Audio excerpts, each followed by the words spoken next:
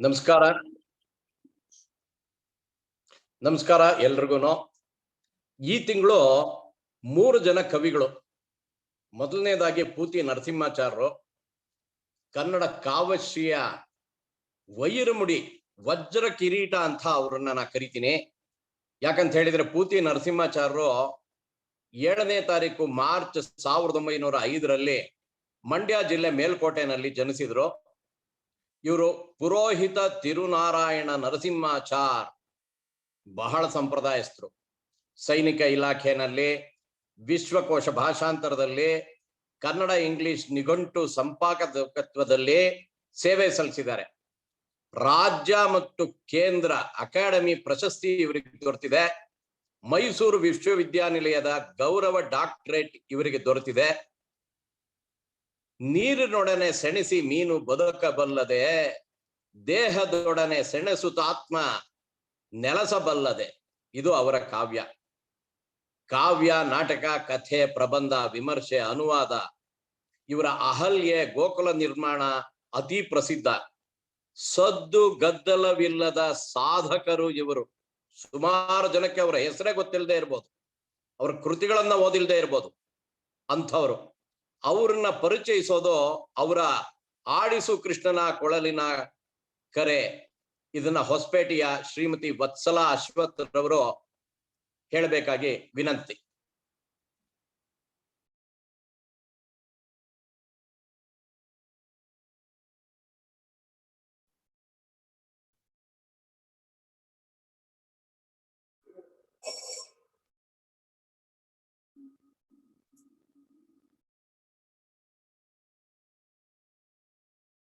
ಕೃಷ್ಣನ ಕೊಳಲಿನ ಆಲಿಸು, ಕೃಷ್ಣನ ಕೊಳಲಿನ ಆಲಿಸು, ಕೃಷ್ಣನ ಕೊಳಲಿನ ಹರೇ ಕಲಿ ಕೃಷ್ಣನ ಕೊಳಲಿನ ತೊಟ್ಟಿಲಿನ ಹಸುಗೂಸ ಮನೆ ಪಕ್ಕದ ಗಂಡನ ತೊರೆ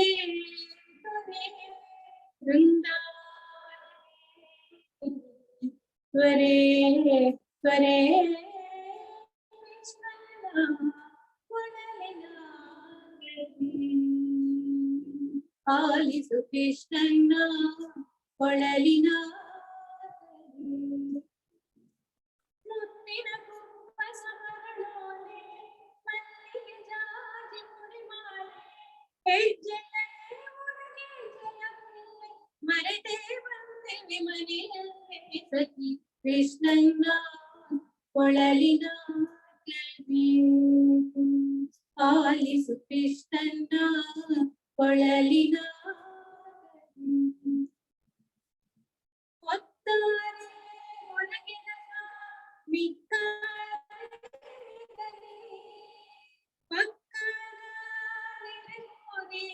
ನಕ್ಕಾರೆ ನಗಲಿ ಬೃಂದಾವನೋ ಆಲಿಸಿರೋ ಮುರಳಿ, ಕೃಷ್ಣನ ಕೊಳಲಿನ ಆಲಿಸು, ಕೃಷ್ಣನ ಕೊಳಲಿನ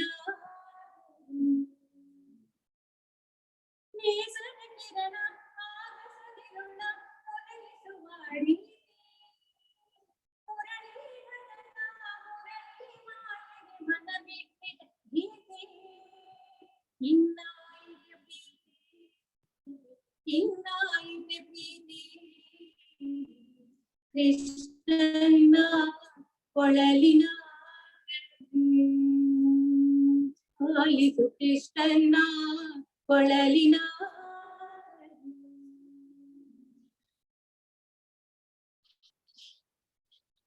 ಥ್ಯಾಂಕ್ ಯು. ಕೇಳಿಸ್ತು. ವಂದನೆಗಳು ವತ್ಸಲಾ ಅವರೇ. ಈಗ ಈ ತಿಂಗಳ 2ನೆಯ ಕವಿ ಹುಟ್ಟಿದ ಹಬ್ಬ ಮಾರ್ಚ್ 23. ಗೋವಿಂದ ಪೈ. ಕನ್ನಡದ ಮೊದಲ ರಾಷ್ಟ್ರ ಕವಿ ಗೋವಿಂದ ಪೈ.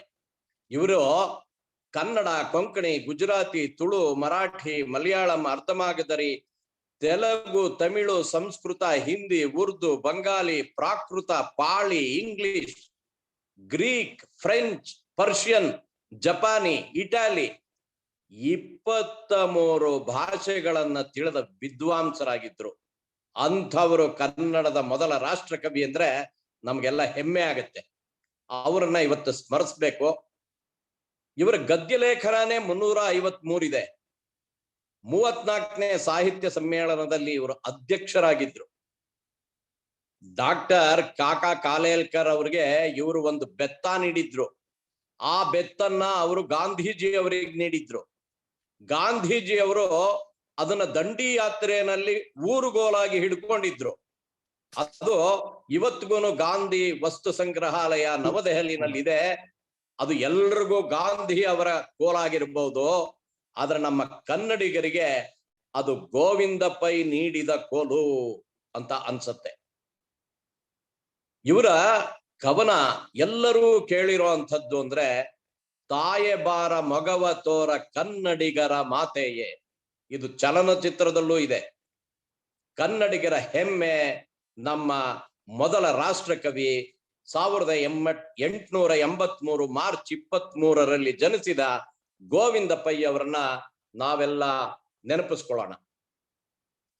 ಇನ್ನು ಈ ತಿಂಗಳಲ್ಲಿ ಜನಿಸಿದ ಮತ್ತೊಬ್ಬ ಬಹಳ ಹಿರಿಯ ಸೋರುತಿಹುದು ಮನೆಯ ಮಾಳಿಗೆ ಅಜ್ಞಾನದಿಂದ, ಅಥವಾ ತರವಲ್ಲ ತಗಿ ನಿನ್ನ ತಂಬೂರಿ ಬರದೆ ಬಾರಿಸದಿರು ತಂಬೂರಿ, ಈ ಹಾಡುಗಳನ್ನ ಹೇಳಿದ, ಈ ಹಾಡುಗಳನ್ನ ರಚಿಸಿದ ಗಂಡು ಭೂಮಿಯ ಶಿಶುನಾಳ ಶರೀಫನ್ನ ನೆನಪಿಸ್ಕೊಬೇಕು ಅಂತ ನಾನು ಬಯಸ್ತೇನೆ. ಈ ಸೊಗಸಾದ ಸಾಹಿತ್ಯ ಹಾವೇರಿ ಜಿಲ್ಲೆನಲ್ಲಿ ಶಿಗ್ಗಾವಿ ತಾಲೂಕಿನ ಶಿಶುವಿನ ಹಾಳ ಗ್ರಾಮದಲ್ಲಿ 1819 ಮಾರ್ಚ್ 7 ಜನಿಸಿದ ಶಿಶುನಾಳ ಶರೀಫರದು. ತಂದೆ ಇಮಾಮ್ ಹಜರತ್ ಸಾಹೇಬು, ತಾಯಿ ಹಜ್ಜೂಮ. ಶಿಕ್ಷಕ ವೃತ್ತಿ. ಗುರು ಗೋವಿಂದ ಭಟ್ಟ ಅವರಿಂದ ಸಾಕಷ್ಟು ಕಲಿತಿದ್ದಾರೆ. ಶಿಶುನಾಳ ಶರೀಫರ ಮಡದಿಯ ಹೆಸರು ಫಾತಿಮಾ. ಶಿಶುನಾಳ ಶರೀಫರು ದೈವ ಭಕ್ತರು. ಹಿಂದೂ ಮುಸ್ಲಿಂ ಎರಡೂ ಧರ್ಮದ ಸಾರ ತಿಳಿದ ಕಬೀರ್ನಂತಿದ್ರು. ಸಂತ, ಜ್ಞಾನಿ, ಕವಿ, ಸಮಾಜ ಸುಧಾರಕ, ವಿಚಾರಧಾರೆ ಶಿಶುನಾಳ ಶರೀಫರು. ಗುಡಿಯ ನೋಡಿರಣ್ಣ, ದೇಹದ ಗುಡಿಯ ನೋಡಿರಣ್ಣ ಅಂತ ಹೇಳಿದವರು. ನನಗೆ ಬಹಳ ಅಚ್ಚುಮೆಚ್ಚಾದವರ ಹಾಡು ಮೋಹದ ಹೆಂಡತಿ ತೀರಿದ ಬಳಿಕ. ಈ ಶರೀಫ ತಂದೆ, ತಾಯಿ, ಗುರು, ಮಡದಿ, ಮಗಳು ಎಲ್ಲರೂ ಮಡಿದು ಹೋದ್ರು. ಅವರೊಬ್ಬರೇ ಉಳ್ಕೊಂಡಿದ್ರು. ಆವಾಗ ಕವನಗಳಲ್ಲೇ ದೇವರನ್ನ ಕಾಣಿಸಿದ್ರು, ಸಾಹಿತ್ಯದಲ್ಲೇ ದೇವರನ್ನ ಕಂಡ್ರು, ಸಮಾಜನ್ನ ಸುಧಾರಿಸಕ್ಕೆ ಸಾಕಷ್ಟು ಕವನಗಳನ್ನ ಬರೆದ್ರು. ಇವರ ಹಾಡನ್ನ ಹೇಳಕ್ಕೆ ನಾವು ಇವತ್ತು ಚಂದ್ರಶೇಖರ್ ಅವರನ್ನ ವಿನಂತಿಸ್ಕೊಂಡಿದೀವಿ. ಚಂದ್ರಶೇಖರ್ ಇಲ್ಲ, ಜಗನ್ನಾಥ್ ಅವರು ಅವರು ಸ್ವಲ್ಪ ಹೊರಗಡೆ ಇದ್ದಾರೆ. ನಾನು ಸ್ವಲ್ಪ ಲೇಟ್ ಆಗಿ ಜಾಯಿನ್ ಆಗ್ತೀನಿ ಸರ್ ಅಂತ ಹೇಳಿದ್ರೆ, ಅವ್ರು ಜಾಯಿನ್ ಆದ್ಮೇಲೆ ಅವರು ಹಾಡನ್ನ ಹೇಳ್ತಾರೆ. ಈಗ ಮುಂದುವರಿಸಿ. SS ಚಂದ್ರಶೇಖರ್ ಹೊಸಪೇಟೆ ಅವರು ರಂಗನಟರು. ಇವರು ನಂತರ ಅವರ ಹಾಡನ್ನ ಹೇಳ್ತಾರೆ. ಅಲ್ಲಿ ತನಕ ಮುಂದಿನ ಕಾರ್ಯಕ್ರಮನ ನೋಡೋಣ. ಇಂದು ಅತಿ ಮುಖ್ಯವಾದ ವಿಚಾರ ಏನು ಅಂತ ಹೇಳಿದ್ರೆ DVG ಅವರ ಬಗ್ಗೆ ಮಾತುಗಳು. ಅದನ್ನ ಆಡಕ್ಕೆ ಬಂದಿರೋ ಅಂಥವ್ರು ನಮ್ಮಲ್ಲೇ ಒಬ್ಬರಾದ ಶೀಲಾ ಅರಕಲಗೂಡು ಅವರು. DVG ಅವರು ಆಧುನಿಕ ಸರ್ವಜ್ಞ. ಮುಳುಬಾಗಲು ಕೋಲಾರ ಜಿಲ್ಲೆನಲ್ಲಿ 17/3/87ರಲ್ಲಿ 1987ರಲ್ಲಿ ಜನಿಸಿದ್ರು. ಇವರ ಪರಿಚಯ ಮಾಡಿಕೊಡೋರು ಶ್ರೀಮತಿ ಶೀಲಾ ಅರಕಲಗೂಡು. ಶೀಲಾ ಅರಕಲಗೂಡು ಅವರು 1953ರಲ್ಲಿ ಮೈಸೂರಿನಲ್ಲಿ ಜನಿಸಿದ್ರು. ವಿದ್ಯಾಭ್ಯಾಸ ದಾವಣಗೆರೆನಲ್ಲಿ. ತಂದೆ ಅನಂತರಾಮಯ್ಯ, ತಾಯಿ ಶಾರದಮ್ಮ, ಅಣ್ಣ ರಘುರಾಮ್ IIT. ರಘುರಾಮ್ ಅವರ ಮಾತನ್ನ ಕೇಳಬೇಕು ನೀವು. ಸೊಗಸಾಗಿ ಮಾತಾಡ್ತಾರೆ. ಮಧ್ಯದಲ್ಲಿ ತುಂಬಾ ವಿನೋದ ತುಂಬಿರುತ್ತೆ. ಅವರು ತಮ್ಮ ರವಿ, ವತ್ಸಲ, ಉಷಾ, ಸುಮಾ, ಶುಭ, ಶೀಲಾ ಅವರ ಅಕ್ಕ ತಂಗಿರು, 7 ಜನರ ಮಧ್ಯೆ ಬಾಂಧವ್ಯ ಶೀಲಾ ಅವರಿಗೆ ಸಮಾಜಮುಖಿ ಮಾಡಿಬಿಟ್ಟಿದೆ. ಶಿಕ್ಷಕರಾಗಿ 25 ವರ್ಷ ದಾವಣಗೆರೆಯಲ್ಲಿ, ನಂತರ ಬೆಂಗಳೂರಿನ ಪ್ರಾರ್ಥನಾ ಸ್ಕೂಲ್ನಲ್ಲಿ 17 ವರ್ಷ ಪ್ರಿನ್ಸಿಪಾಲ್. ರವಿ ಬೆಳಗೆರೆ ಅವರ ಬಹಳ ಪ್ರಸಿದ್ಧ ಶಾಲೆ ಇದು. ಇದರಲ್ಲಿ NCC ಅಧಿಕಾರಿಯಾಗಿ ಇವರು ಸೇವೆ ಸಲ್ಲಿಸಿದ್ದಾರೆ. ಹಿಂದಿನಲ್ಲಿ ಪ್ರವೀಣ್ ಮಾಡಿದ್ದಾರೆ. ಕೌನ್ಸಿಲಿಂಗ್ ಮತ್ತೆ ಸೈಕೋಥೆರಪಿನಲ್ಲಿ ಪದವಿ ಪಡೆದಿದ್ದಾರೆ. ಇವರ ಮೊದಲ ಕವನ ಸಂಕಲನ ಅಂಕುರವಿದು ಸಂಕುಲಕ್ಕೆ, ಇದನ್ನ HSK ಅವರ 100ನೇ ವರ್ಷದ ದಿನ ಸುಮಾರು ಪುಸ್ತಕಗಳು ಬಿಡುಗಡೆ ಆಯಿತು. ಅದರಲ್ಲಿ ಇದು ಒಂದು ಕ್ಲಬ್ ಹೌಸ್ ನಲ್ಲಿ ಶೀಲಾ ಅವರು ಪ್ರತಿ ದಿನ ಕಗ್ಗದ ಬಗ್ಗೆ ವ್ಯಾಖ್ಯಾನ ಮಾಡ್ತಾರೆ. ನಗು ನಗುತ್ತಾ ನಲಿ ಬಾಳು ಅಂತ ಒಂದು ವಾಟ್ಸಪ್ ಗುಂಪಿದೆ. ಅಲ್ಲಿ ಸುನಿಲ್ ಅವರು ಗಣನಾಯಕರು, ಶೀಲಾ ಅವರು ಸಕ್ರಿಯ ಪಾತ್ರವನ್ನು ವಹಿಸಿದ್ದಾರೆ. ಅಲ್ಲಿ ತಾನಾ ಶಿವಕುಮಾರ್ ಅನ್ನೋರನ್ನ ಗುರುಗಳು ಅಂತ ಎಲ್ಲರೂ ಹೇಳ್ತೀವಿ. ಅವರು ಭಾಮಿನಿ ಷಟ್ಪದಿನಲ್ಲಿ ಕವನ ಬರೆಯಕ್ಕೆ ಶುರು ಮಾಡಿದ್ರು. ಆಗ ಶೀಲಾ ಅವರು ಭಾಮಿನಿ ಷಟ್ಪದಿನಲ್ಲಿ ಅನೇಕ ಕವನಗಳನ್ನ ರಚಿಸ್ಕೊಟ್ರು. ಮಕ್ಕಳಿಗೆ ತುಂಬಾ ಉತ್ತಮವಾದ ಕವನಗಳನ್ನು ಕೊಟ್ಟಿದ್ದಾರೆ ಶೀಲಾ ಅವರು. ಆಮೇಲೆ ಉಮಾ ಪೇಶ್ವಾ ಅನ್ನೋರು ಮೈಸೂರಿನಲ್ಲಿ, ಮೀನಾಕ್ಷಿ ಅನ್ನೋರು ಮೈಸೂರಿನಲ್ಲಿ ಇವರನ್ನ ಕರೆಸಿ ಮಕ್ಕಳಿಗೆ ಸಾಕಷ್ಟು ಭಾಷಣಗಳನ್ನ, ಪ್ರೋತ್ಸಾಹವನ್ನ ಕೊಡುವಂತ ಮಾತುಗಳನ್ನ ಆಡಿಸಿದ್ದಾರೆ. ಇವರ ಅತ್ಯುತ್ತಮವಾದ ಒಂದು ಕಲೆ ಅಂತ ಹೇಳಿದ್ರೆ, ಶ್ರೀನಿವಾಸ್ ಉಡುಪ ಅವರು ಕುಂಭಕರ್ಣನ ನಿದ್ದೆ ಅಂತ ಬರೆದಿದ್ದಾರೆ. ಅದನ್ನ ಸಂಪೂರ್ಣವಾಗಿ ಇವರು ಜ್ಞಾಪಕ ಇಟ್ಕೊಂಡು ಅದಕ್ಕೆ ನೃತ್ಯ ಮಾಡಿ ಯೂಟ್ಯೂಬ್ ನಲ್ಲಿ ಮೊದಲನೇ ಸಲ ಏರಿಸಿದ್ದಾರೆ. ಇವರು ಸರಳ ಸಜ್ಜನ ವ್ಯಕ್ತಿತ್ವದ ಶೀಲಾರವರು ಮೇರು ಪರ್ವತ DVG ಅವರನ್ನ ಪರಿಚಯಿಸಬೇಕಾಗಿ ನಾನು ಸಮಾನ ಮನಸ್ಕರ ಪರವಾಗಿ ಕೋರ್ತೇನೆ. ಶೀಲಾ ಅವರು.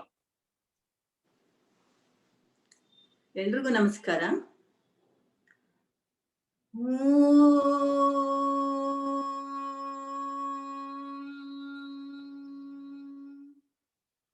ಶ್ರೀ ವಿಷ್ಣು ವಿಶ್ವಾದಿಮೂಲ ಮಾಯಾಲೋಲ ದೇವ ಸರ್ವೇಶ ಪರಬೊಮ್ಮನೆಂದು ಜನಂ ಆವುದನು ಕಾಣದೊಡಂ ಅಳ್ತೀಂ ನಂಬುವುದು ಆ ವಿಚಿತ್ರಕ್ಕೆ ನಮಿಸೋ ಮಂಕುತಿಮ್ಮ. ಜೀವ ಜಡ ಪ್ರಪಂಚವನದಾವುದೋ ಆವರಿಸಿಕೊಂಡು ಒಳ ನೆರೆದು ಮಿಹುದಂತೆ, ಭಾವಕೊಳ ಪಡದಂತೆ ಅಳತೆಗಳಬಡದಂತೆ ಆ ವಿಶೇಷಕ್ಕೆ ಮಣಿಯೋ ಮಂಕುತಿಮ್ಮ. ಇಹುದೋ ಇಲ್ಲವೋ ತಿಳಿಯಗೊಡದೊಂದು ವಸ್ತು ನಿಜ ಮಹಿಮೆಯಂ ಜಗವಾಗಿ ಜೀವವೇಷದೊಳು ವಿಹರಿಪುದು ದೊಳ್ಳಿತೆಂಬುದು ನಿಸದವಾದೊಡಾಗ ಹನ ತತ್ವಕ್ಕೆ ಶರಣು ಮಂಕುತಿಮ್ಮ, ಶರಣು ಮಂಕುತಿಮ್ಮ. ಎಲ್ರಿಗೂ ನಮಸ್ಕಾರ. ಇವತ್ತು ಬಹುಶಃ ನನ್ನ ಬದುಕಿನಲ್ಲಿ ಅತ್ಯಂತ ವಿಶೇಷವಾದಂತಹ ದಿನ. ಭಗವಂತನ ಕರುಣೆ ಯಾವ ರೀತಿ ಯಾರ ಎಡೆಗೆ ಹರಿದು ಬರುತ್ತೋ ಗೊತ್ತೇ ಆಗುದಿಲ್ಲ. ಆ ರೀತಿ ಇವತ್ತು ನನಗೆ ತೋರುವ ಹಾಗೆ ಹರಿದು ಬಂತ ಕರುಣೆ ಅಂತ ಅನ್ಸುತ್ತೆ. ಮಾನ್ಯ ಅಶ್ವಥ್ ಕುಮಾರ್ ಅವರು ತುಂಬಾ ಚೆನ್ನಾಗಿ ಆರಂಭಿಸಿದ್ರು. ನಿರೂಪಣೆಯಲ್ಲಿ ಮಾನ್ಯ ಜಗನ್ನಾಥ್ ಅವರು ನಮ್ಮ ಪುರೋಹಿತ ತಿರುನಾರಾಯಣ ನರಸಿಂಹಾಚಾರ್ ಅವರನ್ನ, ಶರೀಫ್ ಅಜ್ಜರನ್ನ, ಗೋವಿಂದ ಪೈ ಅವರುಗಳನ್ನ ಪರಿಚಯಿಸಿ ಮಾತನಾಡಿದ್ರು. ಈಗ DVG ಅವ್ರ ಬಗ್ಗೆ ಹೇಳಿ ಅಂತ ಹೇಳ್ತಿದ್ದಾರೆ. ಎಂತ ಸುದಿನ ಅಲ್ವಾ ನಮ್ಮೆಲ್ರಿಗೂ ಕೂಡ. ನಾವೆಲ್ಲರೂ ಅಂತಹ ಮಹನೀಯರನ್ನ ಸ್ವಲ್ಪ ಮಟ್ಟಿಗೆ ನೆನಪಿಸ್ಕೊಳ್ತಾ ಅರಿಯುವ ಪ್ರಯತ್ನವನ್ನ ನಾವೆಲ್ಲರೂ ಕೂಡ ಮಾಡ್ತಾ ಇದ್ದೀವಿ. ನಮ್ಮೊಳಗಿನ ಭಾವನೆಗಳಿಗೆ ಅರಿಯುವ ಪ್ರಯತ್ನದ ಆಸೆಗೆ ಒಂದಿಷ್ಟು ಮಾತುಗಳನ್ನು ಕೊಡೋದಿಕ್ಕೆ ನನಗೆ ಇವತ್ತು ಅವಕಾಶ ಬಂದಿದೆ. ಈ ರೀತಿ ನಾನು ತುಂಬಾ ಪುಣ್ಯ ಮಾಡಿದೀನಿ ಅನ್ಕೊಂಡಿದೀನಿ. ಇದಕ್ಕೆ ಕಾರಣಕರ್ತರಾದಂತ ಎಲ್ರಿಗೂ ನನ್ನ ಕೃತಜ್ಞತೆಗಳು. ಪೂತಿನ ಅವ್ರು ಹಾಡ್ತಾರೆ, ಲಘುವಾಗೆಲೆ ಮನ ಹಗುರಾಗೆಲೆ ಮನ, ಹಾರು ನನ್ನ ಬಿಟ್ಟು ಹಾರಿ ಹರಿಯ ಮುಟ್ಟು ಅಂತ ಹೇಳುವಂಥದ್ದು. ಎಂತ ಆಧ್ಯಾತ್ಮಿಕ ವಿಚಾರ ಇದೆ. ಮನಸ್ಸನ್ನ ದೇವರೆಡೆಗೆ ಕರ್ಕೊಂಡು ಹೋಗ್ಬೇಕು ಅಂತ ಅವ್ರು ಹೇಳ್ತಾರೆ. ಮತ್ತೆ ಶರೀಫ್ ಅಜ್ಜ, ಗುಡಿಯ ನೋಡಿರಣ್ಣ, ದೇಹದ ಗುಡಿಯ ನೋಡಿರಣ್ಣ, ನಮ್ಮ ದೇಹವನ್ನೇ ಗುಡಿಯನ್ನಾಗಿ ಮಾಡಿ ಅದರೊಳಗೆ ಭಗವಂತನನ್ನ ಪ್ರತಿಷ್ಠಾಪನೆ ಮಾಡಿ ಅಂತರ್ಮುಖಿಗಳನ್ನ ಆಗಿ ನೀವು ದೈವತ್ವಕ್ಕೇರಿ ಅನ್ನುವಂತ ಸಂದೇಶವನ್ನು ಕೊಡ್ತಾರೆ. ರಾಷ್ಟ್ರಕವಿ ಗೋವಿಂದ ಪೈ, ನಮ್ಮ ಕರ್ನಾಟಕದ ಹೆಮ್ಮೆಯ ಪ್ರಥಮ ರಾಷ್ಟ್ರಕವಿ, ಅವರು ತಾಯಬಾರ ಮೊಗವ ತೋರ ಕನ್ನಡಿಗರ ಮಾತೆಯೇ, ಹರಸು ತಾಯೇ ಸುತರ ಕಾಯೆ, ನಮ್ಮನ್ನೆಲ್ಲ ಕಾಯಮ್ಮ ನೀನು, ಹರಸು ತಾಯೇ ಸುತರ ಕಾಯೆ ಅಂತನೂ ಅವ್ರು ಹಾಡ್ತಾ ಇದ್ದಾರೆ. ಇಂಥ ಎಲ್ಲ ಮಹಾಮಹಿಮರನ್ನ ನೆನಪಿಸ್ಕೊಳ್ತಾ ಇವಾಗ ನಾವು ಹೆಚ್ಚಾಗಿ DVG ಅವರನ್ನ ನೆನಪಿಸಿಕೊಳ್ಳುವಂತಹ ಒಂದು ಸಮಯ. ಅವರ ಜನ್ಮದಿನ ಮೊನ್ನೆ ತಾನೇ ಕಳೀತು. ದಿನ ಹೆಚ್ಚಿಸಿ ಜನ್ಮದಿನವನ್ನ ಆಚರಿಸಿದ್ರೆ ಒಳ್ಳೇದಂತೆ.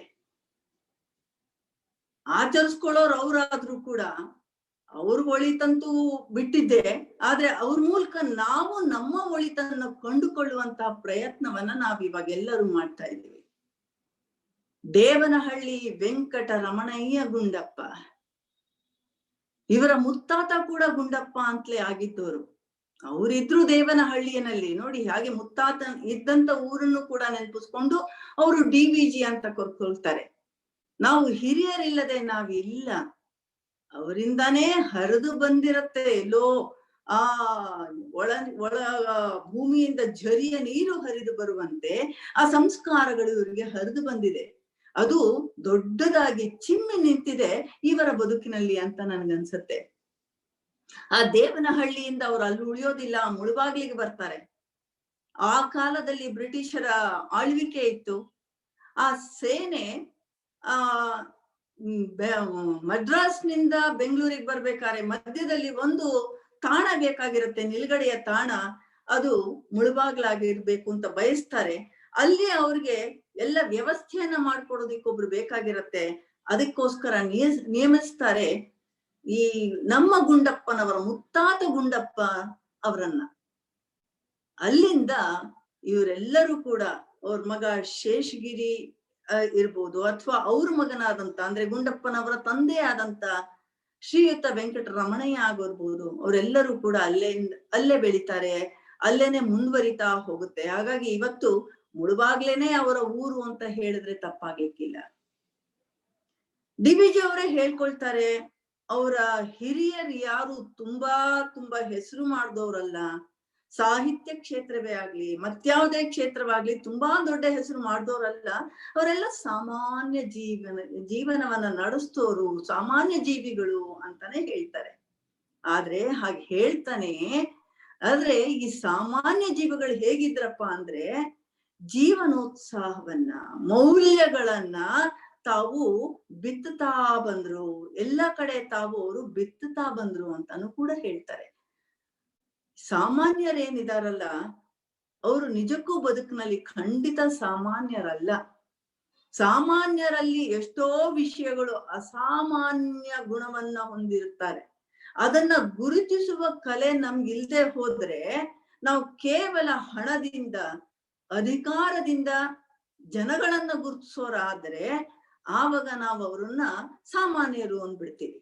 ಆದ್ರೆ DVG ಅವ್ರು ಹೇಳ್ತಾರೆ ಅವರು ನಿಜಕ್ಕೂ ಸಾಮಾನ್ಯರಲ್ಲ ಅಂತ. ಎಂತೆಲ್ಲ ಜನಗಳಿಂದ ಅವರು ಅಸಾಮಾನ್ಯ ಗುಣಗಳನ್ನ ಗುರುತಿಸಿದ್ದ ಅಷ್ಟೇ ಅಲ್ಲ, ಅದನ್ನ ತನ್ನದಾಗಿ ಮಾಡ್ಕೋತಾ ಹೋದ್ರು. ಒಬ್ಬೊಬ್ರಿಂದಾನು ಹೆಕ್ಕುತ್ತಾ ಹೋದ್ರು. ಹಾಗಾಗಿ ನೋಡಿ ಇವತ್ತು DVG ಅವರು ಮೇರು ಪರ್ವತದಂತೆ ನಮ್ಮೆದುರಿಗೆ ನಿಂತು ಬಿಟ್ಟಿದ್ದಾರೆ. ನಾವು ಕತ್ತೆತ್ತಿ ನೋಡಿದ್ರು ಕೂಡ ಶಿಖರ ಕಾಣುವುದೇ ಇಲ್ಲ. ನಾವು ಕೂಡ ಗಿರಿ ಸುತ್ತ ಸುಳುವೆಂದು ಸುತ್ತುವುದು ಜನ ಅನ್ನುವ ಹಾಗೆ ಸುತ್ತುತ್ತಾನೆ ಇರ್ತೀವೋ ಏನೋ ಗೊತ್ತಿಲ್ಲ. ಆದ್ರೆ ಸುತ್ತುತ್ತಾ ಸ್ವಲ್ಪವನ್ನಾದ್ರೂ ಏರುವ ಪ್ರಯತ್ನವನ್ನ ಮಾಡಿದ್ರೆ ಬಹುಶಃ ಸ್ವಲ್ಪ ಮಟ್ಟಿಗಾದ್ರೂ ಬದುಕಿನ ಸಾರ್ಥಕತೆಯನ್ನ ನಾವು ಕಂಡ್ಕೋತೀವೋ ಏನೋ. DVG ಅವ್ರು ಯಾಕೆ ಇಷ್ಟೊಂದು ಪ್ರಸ್ತುತ ಅನ್ನಿಸ್ತಾರೆ? ಯಾಕೆ ಇಷ್ಟೊಂದು ಎಲ್ಲರಿಗಿಂತ ಒಂಥರ ಮಿಗಿಲ? ನಾವು ಹೋಲಿಸ್ಬಾರ್ದು ನಿಜ, ಆದ್ರೂ ನಮ್ಮ ಸಾಮಾನ್ಯರಿಗೆ ತುಂಬಾ ಯಾಕೆ ಹಿತ ಅನ್ನಿಸ್ತಾರೆ, ಸರಿ ಅನ್ನಿಸ್ತಾರೆ ಅಂದ್ರೆ ಅವರು ಕೂಡ ಸಾಮಾನ್ಯರಂತೆ ಬದುಕಿದವರು. ಆದ್ರೆ ಅವರ ಸಾಹಿತ್ಯ ಕ್ಷೇತ್ರದಲ್ಲಿನ ಕೃಷಿ ನೋಡಿ ಎಂತ ಅತ್ಯದ್ಭುತವಾದಂಥದ್ದು. ಶ್ರೀಮದ್ ಭಗವದ್ಗೀತಾ ತಾತ್ಪರ್ಯವನ್ನ ಬರೆದವರು, ಅದನ್ನ ಜೀವನ ದರ್ಶನ ಯೋಗ ಅಂತ ಕರೆದ್ರು, ಜೀವನಕ್ಕೊಂದು ದರ್ಶನವನ್ನ ಮಾಡಿಸಿದವರು. ಮತ್ತೆ ಪತ್ರಿಕೋದ್ಯಮಿಯವರು ಅದಕ್ಕೋಗಿ ತಮ್ಮ ಇಡೀ ಬದುಕನ್ನೇ ಅದಕ್ಕಾಗಿ ಸವಿಸಿ ಪತ್ರಿಕೋದ್ಯಮ ಅಂದ್ರೆ ಹೇಗಿರ್ಬೇಕು, ಒಬ್ಬ ಪತ್ರಿಕಾಕರ್ತ ಅಂದ್ರೆ ಹೇಗಿರ್ಬೇಕು ಅನ್ನೋದಕ್ಕೆ ಅವರು ಮಾದರಿಯಾಗಿ ಉಳಿದು ಹೋದ್ರು. ಯಾವತ್ತೂ ಆ ಮಾದರಿಯ ಪಟ್ಟದಿಂದ ಕೆಳಗೆ ಇಳಿಲೇ ಇಲ್ಲ. ಎಂಥ ಸಂಕಟ ಬಂದ್ರು ಕೂಡ ಅವ್ರು ಇಳಿಲೇ ಇಲ್ಲ. ಸಾಹಿತ್ಯ ಕ್ಷೇತ್ರವ, ರಾಜಕೀಯ ಕ್ಷೇತ್ರ ತಗೊಂಡ್ರೆ ಕಡಿಮೆ ಮಾಡಿದ್ರೆ ಅವರು ಬೇಕಾದಷ್ಟು ಅಲ್ಲಿ ಸಾಧನೆಯನ್ನ ಮಾಡೋದಲ್ದಲೇನೆ ಆ ರಾಜಕೀಯ ಕ್ಷೇತ್ರದಲ್ಲಿ ಇದ್ದವ್ರಿಗೆಲ್ಲ ಇವರು ಮಾರ್ಗದರ್ಶನವನ್ನ ನೀಡ್ತಾ ಹೋದ್ರು. ಜೊತೆಗೆ ಸಾಮಾನ್ಯರಂತೆ ಬದುಕ್ತಾ, ಆದ್ರೆ ಸಾಮಾನ್ಯರಲ್ಲಿ ಇರಬಹುದಾದಂತಹ ಮೋಹಗಳಾಗ್ಲಿ ಪಾಶಗಳಾಗ್ಲಿ ಇಂಥದ್ದು ಯಾವುದಕ್ಕೂ ತಾವು ಒಳಗೊಳ್ತಲೇನೆ ಅವರು ವಿಶಿಷ್ಟವಾಗಿ ನಮ್ಮೆದುರಿಗೆ ನಿಂತರು. ಅವರು ಒಂಥರ ಪೂರ್ಣತೆಯ ಸಂಕೇತ ಅಂತ ಹೇಳಿದ್ರೆ ತಪ್ಪಾಗ್ಲಾರ್ದು. ಗುಂಡಪ್ಪ ಅನ್ನೋದು ಅವ್ರಿಗೆ ಅನ್ವರ್ಥನಾಮನೇ ಅಂತ ನನಗೆ, ನಮ್ಮೆಲ್ರಿಗೂ ಕೂಡ ಅಂತ ಅನ್ಸುತ್ತೆ. ಹಾಗಾಗಿನೇ ಇವರನ್ನ ನೋಡಿ ಬೇಂದ್ರೆ ಅವ್ರು ಹೇಳ್ತಾರೆ, ಅವರು ದೊಡ್ಡದಾದಂತ ಮಾತನ್ನ ಇವ್ರ ಬಗ್ಗೆ ಹೇಳ್ತಾರೆ. ಒಂದೊಂದು ಗ್ರಂಥವು ಅವರ ಸ್ಮಾರಕಬಹುದು ಅಂತ ಬೇಂದ್ರೆಯವರು DVG ಅವ್ರ ಬಗ್ಗೆ ಹೇಳೋದು. ಒಂದೊಂದು ಗ್ರಂಥವು ಅವರ ಸ್ಮಾರಕವಬಹುದು. ಬೇರೆ ಜನ ಇರಬಹುದು, ಬೇರೆ ಜನ ಬರಬಹುದು, ಎಷ್ಟೋ ಜನ ಇದ್ದಾರೆ ಬರ್ತಾರೆ, ಆದ್ರೆ ಆ ಟಿವಿ ಆ ಯಮಕ ಯಾರಿಗಿದೆ ಗಮಕ? ಇಷ್ಟ ಅದ್ಭುತವಾಗಿ ಬರೀತಾರಲ್ಲ, ಇನ್ಯಾರಿಗ್ ಬರೆಯಕ್ಕೆ ಸಾಧ್ಯ? ಇದು ರುದ್ರಕ್ಕೂ ಭದ್ರಕ್ಕೂ ಅವರದೇ ಚಮಕು, ಯಾರು ಮೀರ್ಸೋದಕ್ಕಾಗೋದೇ ಇಲ್ಲ. ಇಂಥ ಭೀಷ್ಮರಿಗೇಕೆ ಆ ತೇದಿ ಈ ತೇದಿ, ಆನೆ ನಡೆದುದೇ ಬೀದಿ, ಅವರಿಗವರದೇ ಹಾದಿ ಅಂತ ಬೇಂದ್ರೆ ಅವರು ಅಷ್ಟು ಅದ್ಭುತವಾಗಿ DVG ಅವ್ರ ಬಗ್ಗೆ ಬರೀತಾರೆ. ಇದಕ್ಕಿಂತ ಹಿರಿದಾದ ಮಾತು ಹೇಗೆ ಬೇಕು? ಅವರ ಮೇರು ಕೃತಿ ಮಂಕುತಿಮ್ಮನ ಕಗ್ಗ. ಅವರು ಎಷ್ಟೋ ಕೃತಿಗಳನ್ನ ಬರೆದಿದ್ದಾರೆ, 50-60 ಕೃತಿಗಳನ್ನ ಬರೆದ್ರು ಕೂಡ ನಮ್ಮೆಲ್ರಿಗೂ DVG ಅಂತಿದ್ದ ಹಾಗೆ ಮಂಕುತಿಮ್ಮನ ಕಗ್ಗ ಅಂತ ಸಾಮಾನ್ಯರಿಗೂ ಯಾಕೆ ತಿಳಿಯುತ್ತೆ ಅಂದ್ರೆ ಸಾಮಾನ್ಯರೆಲ್ಲರಿಗೂ ಕೂಡ ಅದು ಬದುಕಿನ ಬೆಳಕನ್ನು ಕೊಡ್ತಾ ಇರುವಂತಹ ಗ್ರಂಥ. ಅದು ನೋಡೋದಕ್ಕೆ ಪುಟ್ಟದಾಗಿದೆ. ಒಬ್ಬ ಮನುಷ್ಯ ಕೋಟ್ ಹಾಕೊಂಡ್ರೆ ಕೋಟಿನ ಮುಂಭಾಗದ ಜೇಬಿನಲ್ಲಿ ಇಟ್ಕೊಳ್ಳೋದಿಕ್ಕೆ ಸಾಧ್ಯವಾಗಬಹುದಾದಂತಹ ಒಂದು ಪುಟ್ಟ ಪುಸ್ತಿಕೆ ಅದು. ಹಾಗಿರ್ಬೇಕು ಅಂತಲೇ ಅವರು ಬಯಸಿರ್ತಾರೆ. ಯಾಕೆಂದ್ರೆ ಯಾವುದೇ ಕ್ಷಣದಲ್ಲೂ ಅದನ್ನ ತೆಗೆದುಬೇಕು, ಓದಬೇಕು. ಬದುಕಿನ ಸಂಘರ್ಷಗಳಿಗೆ ಅದು ದಾರಿದೀಪ ಆಗತ್ತೆ, ಸಮಸ್ಯೆಗಳಿಗೆ ಪರಿಹಾರ ಆಗತ್ತೆ, ಅಥವಾ ಆಧ್ಯಾತ್ಮಿಕ ಹಾದಿಯಲ್ಲಿ ನಡೆಯೋದಿಕ್ಕೆ ಅದು ಪಂಜನ್ನ ಹಿಡಿಯುತ್ತೆ. ಏನೇನು ನೀವು ಏನು ಕೇಳಿ ಅದು ಅಲ್ಲಿ ಅಡಗಿದೆ ಅಂತ ಈ ಜನ ತಿಳಿದವ್ರು ಹೇಳ್ತಾರೆ. ಬದುಕಿನ ಯಾವುದೇ ಮೂಲೆಯ ಬಗ್ಗೆ ಕೇಳಿದ್ರು ಕೂಡ, ಒಂದು ಸಣ್ಣ ವಿಷಯದಿಂದ ಹಿಡಿದು ದೊಡ್ಡ ವಿಷಯದವರೆಗೂ ಕೂಡ. ಯಾರೋ ಒಬ್ರು ನನ್ನ ಹಿಂದೊಂದ್ಸರಿ ಕೇಳಿದ್ರು, ಹಾಗೆ ಹೇಳ್ತೀರಲ್ಲ ಒಂದ್ ಸಣ್ಣ ಹುಲ್ಲಿನ ಬಗ್ಗೆ ಏನಾರು ಬರ್ದಿದಾರಾ? ಹುಲ್ಲು ಅಂದ್ರೆ ನಮ್ಗೇನು ಕೆಲ್ಸಕ್ಕೆ ಬಾರದ್ದು ಅನ್ನೋದ್ ರೀತಿ. ಭಗವಂತ ಹುಟ್ಟಿಸಿದ್ಮೇಲೆ ಹುಲ್ ಮೇಯಿಸ್ತಾನಿಯೇ ಅಂತ, ಅಂದ್ರೆ ಅಷ್ಟೊಂದು ನಿಕೃಷ್ಟವಾಗಿ ನೋಡ್ಕೊಳ್ತಾನಿಯೇ ಅಂತ. ಆ ಹುಲ್ಲಿನ ಬಗ್ಗೆನೂ ಕೂಡ ಆ ಕಗ್ಗದಲ್ಲಿ ತುಂಬಾ ಚೆನ್ನಾಗಿ ಹೇಳಿದ್ದಾರೆ. ಅಣಗಿರ್ದು ಬೇಸಿಗೆಯೋಳು, ಬೇಸಿಗೆ ಕಾಲದಲ್ಲಿ ಕಾಣದಂತೆ ಅಣುಕೊಂಡಿರುತ್ತಂತೆ, ಆದ್ರೆ ಎದ್ದು ಮಳೆ ಕರೆದಂದು ಮಳೆ ಬಂದಾಗ ಎದ್ದು ಬಿಡುತ್ತಂತೆ. ಅಣಗಿರ್ದು ಬೇಸಿಗೆಯೋಳ್ ಎದ್ದು ಮಳೆ ಕರದಂದು, ಗುಣಿ ಎನ್ನದೆ ತಿಟ್ಟೆನದೆ ಸಿಕ್ಕಿರೆಳೆ ಬೆಳೆದು. ಎಲ್ಲ ಕಡೆ ಬೆಳೆಯುತ್ತೆ, ನನ್ನೊಳಗೆ ತುಂಬಾ ಶಕ್ತಿ ಇದೆ, ನಾನು ಬೆಳಿಬಲ್ಲೆ ಎಲ್ಲಾ ಕಡೆ ಅಂತ. ಬರೀ ಬೆಳೆಯೋದಷ್ಟೇ ಅಲ್ಲ, ಹೇಗಿರ್ಬೇಕು ಸಮಾಜದಲ್ಲಿ ಅದಂತ ಹೇಳತ್ತಂತೆ. ಉಣಿಸ ನಿತ್ಯನು ದನಕ್ಕೆ ಅವ ತಣಿವ ನೀವೆನು ಜಗಕ್ಕೆ, ಗುಣಶಾಲಿ ತೃಣ ಸಾಧು ಮಂಕುತಿಮ್ಮ. ಅಂಥ ಗುಣಶಾಲಿ ಅದು ಹುಲ್ಲು, ಆದ್ರೆ ಅದು ಸಾಧು ಮನಸ್ಕರು. ಅಂಥದ್ದೇ ಗುಣವನ್ನು ಹೊಂದಿದಂಥವ್ರು ಮಾನ್ಯ DVG ಅವರು ಅಂತ ಅನ್ಸುತ್ತೆ. ನೋಡಿ, ಆ ಥರದ್ದು ಇದೆ. ಎಲ್ಲಾ ತರ ನೀವ್ ಏನು ಬೇಕಂದ್ರೆ ಅದು ಅಲ್ಲಿ ಇದೆ. 945 ಚೌಪದಿಗಳೆದ್ದಿದೆ, ಮುಕ್ತಕಗಳು ಅಂತ ಕರೀತಾರೆ ಅದನ್ನ. ಕೆಲವರು ಅದಕ್ಕೆ DV ಗುಂಡಪ್ಪನವ್ರಿಗೆ ಅದು ಮನಸ್ಸಿನಲ್ಲಿ ಇತ್ತೋ ಇಲ್ವೋ ಗೊತ್ತಿಲ್ಲ, ಆದ್ರೆ ಕೆಲವ್ರು ಹೇಳ್ತಾರೆ ಯಾಕೆ 945 ಕಗ್ಗಗಳೇ ಇದೆ. ಬಹುಶಃ ಅವ್ರ ಮನಸ್ಸಿನಲ್ಲಿ 9 ಅಂದ್ರೆ ನವಗ್ರಹಗಳು, 4 ಅಂದ್ರೆ 4 ವೇದಗಳು, ಹಾಗೆ 5 ಅಂದ್ರೆ ಪಂಚಭೂತಗಳು. ಇವೆಲ್ಲದ್ರ ಬಗ್ಗೆ ಅವರು ತುಂಬಾ ಬರೀತಾರೆ ಕಗ್ಗಗಳಲ್ಲಿ.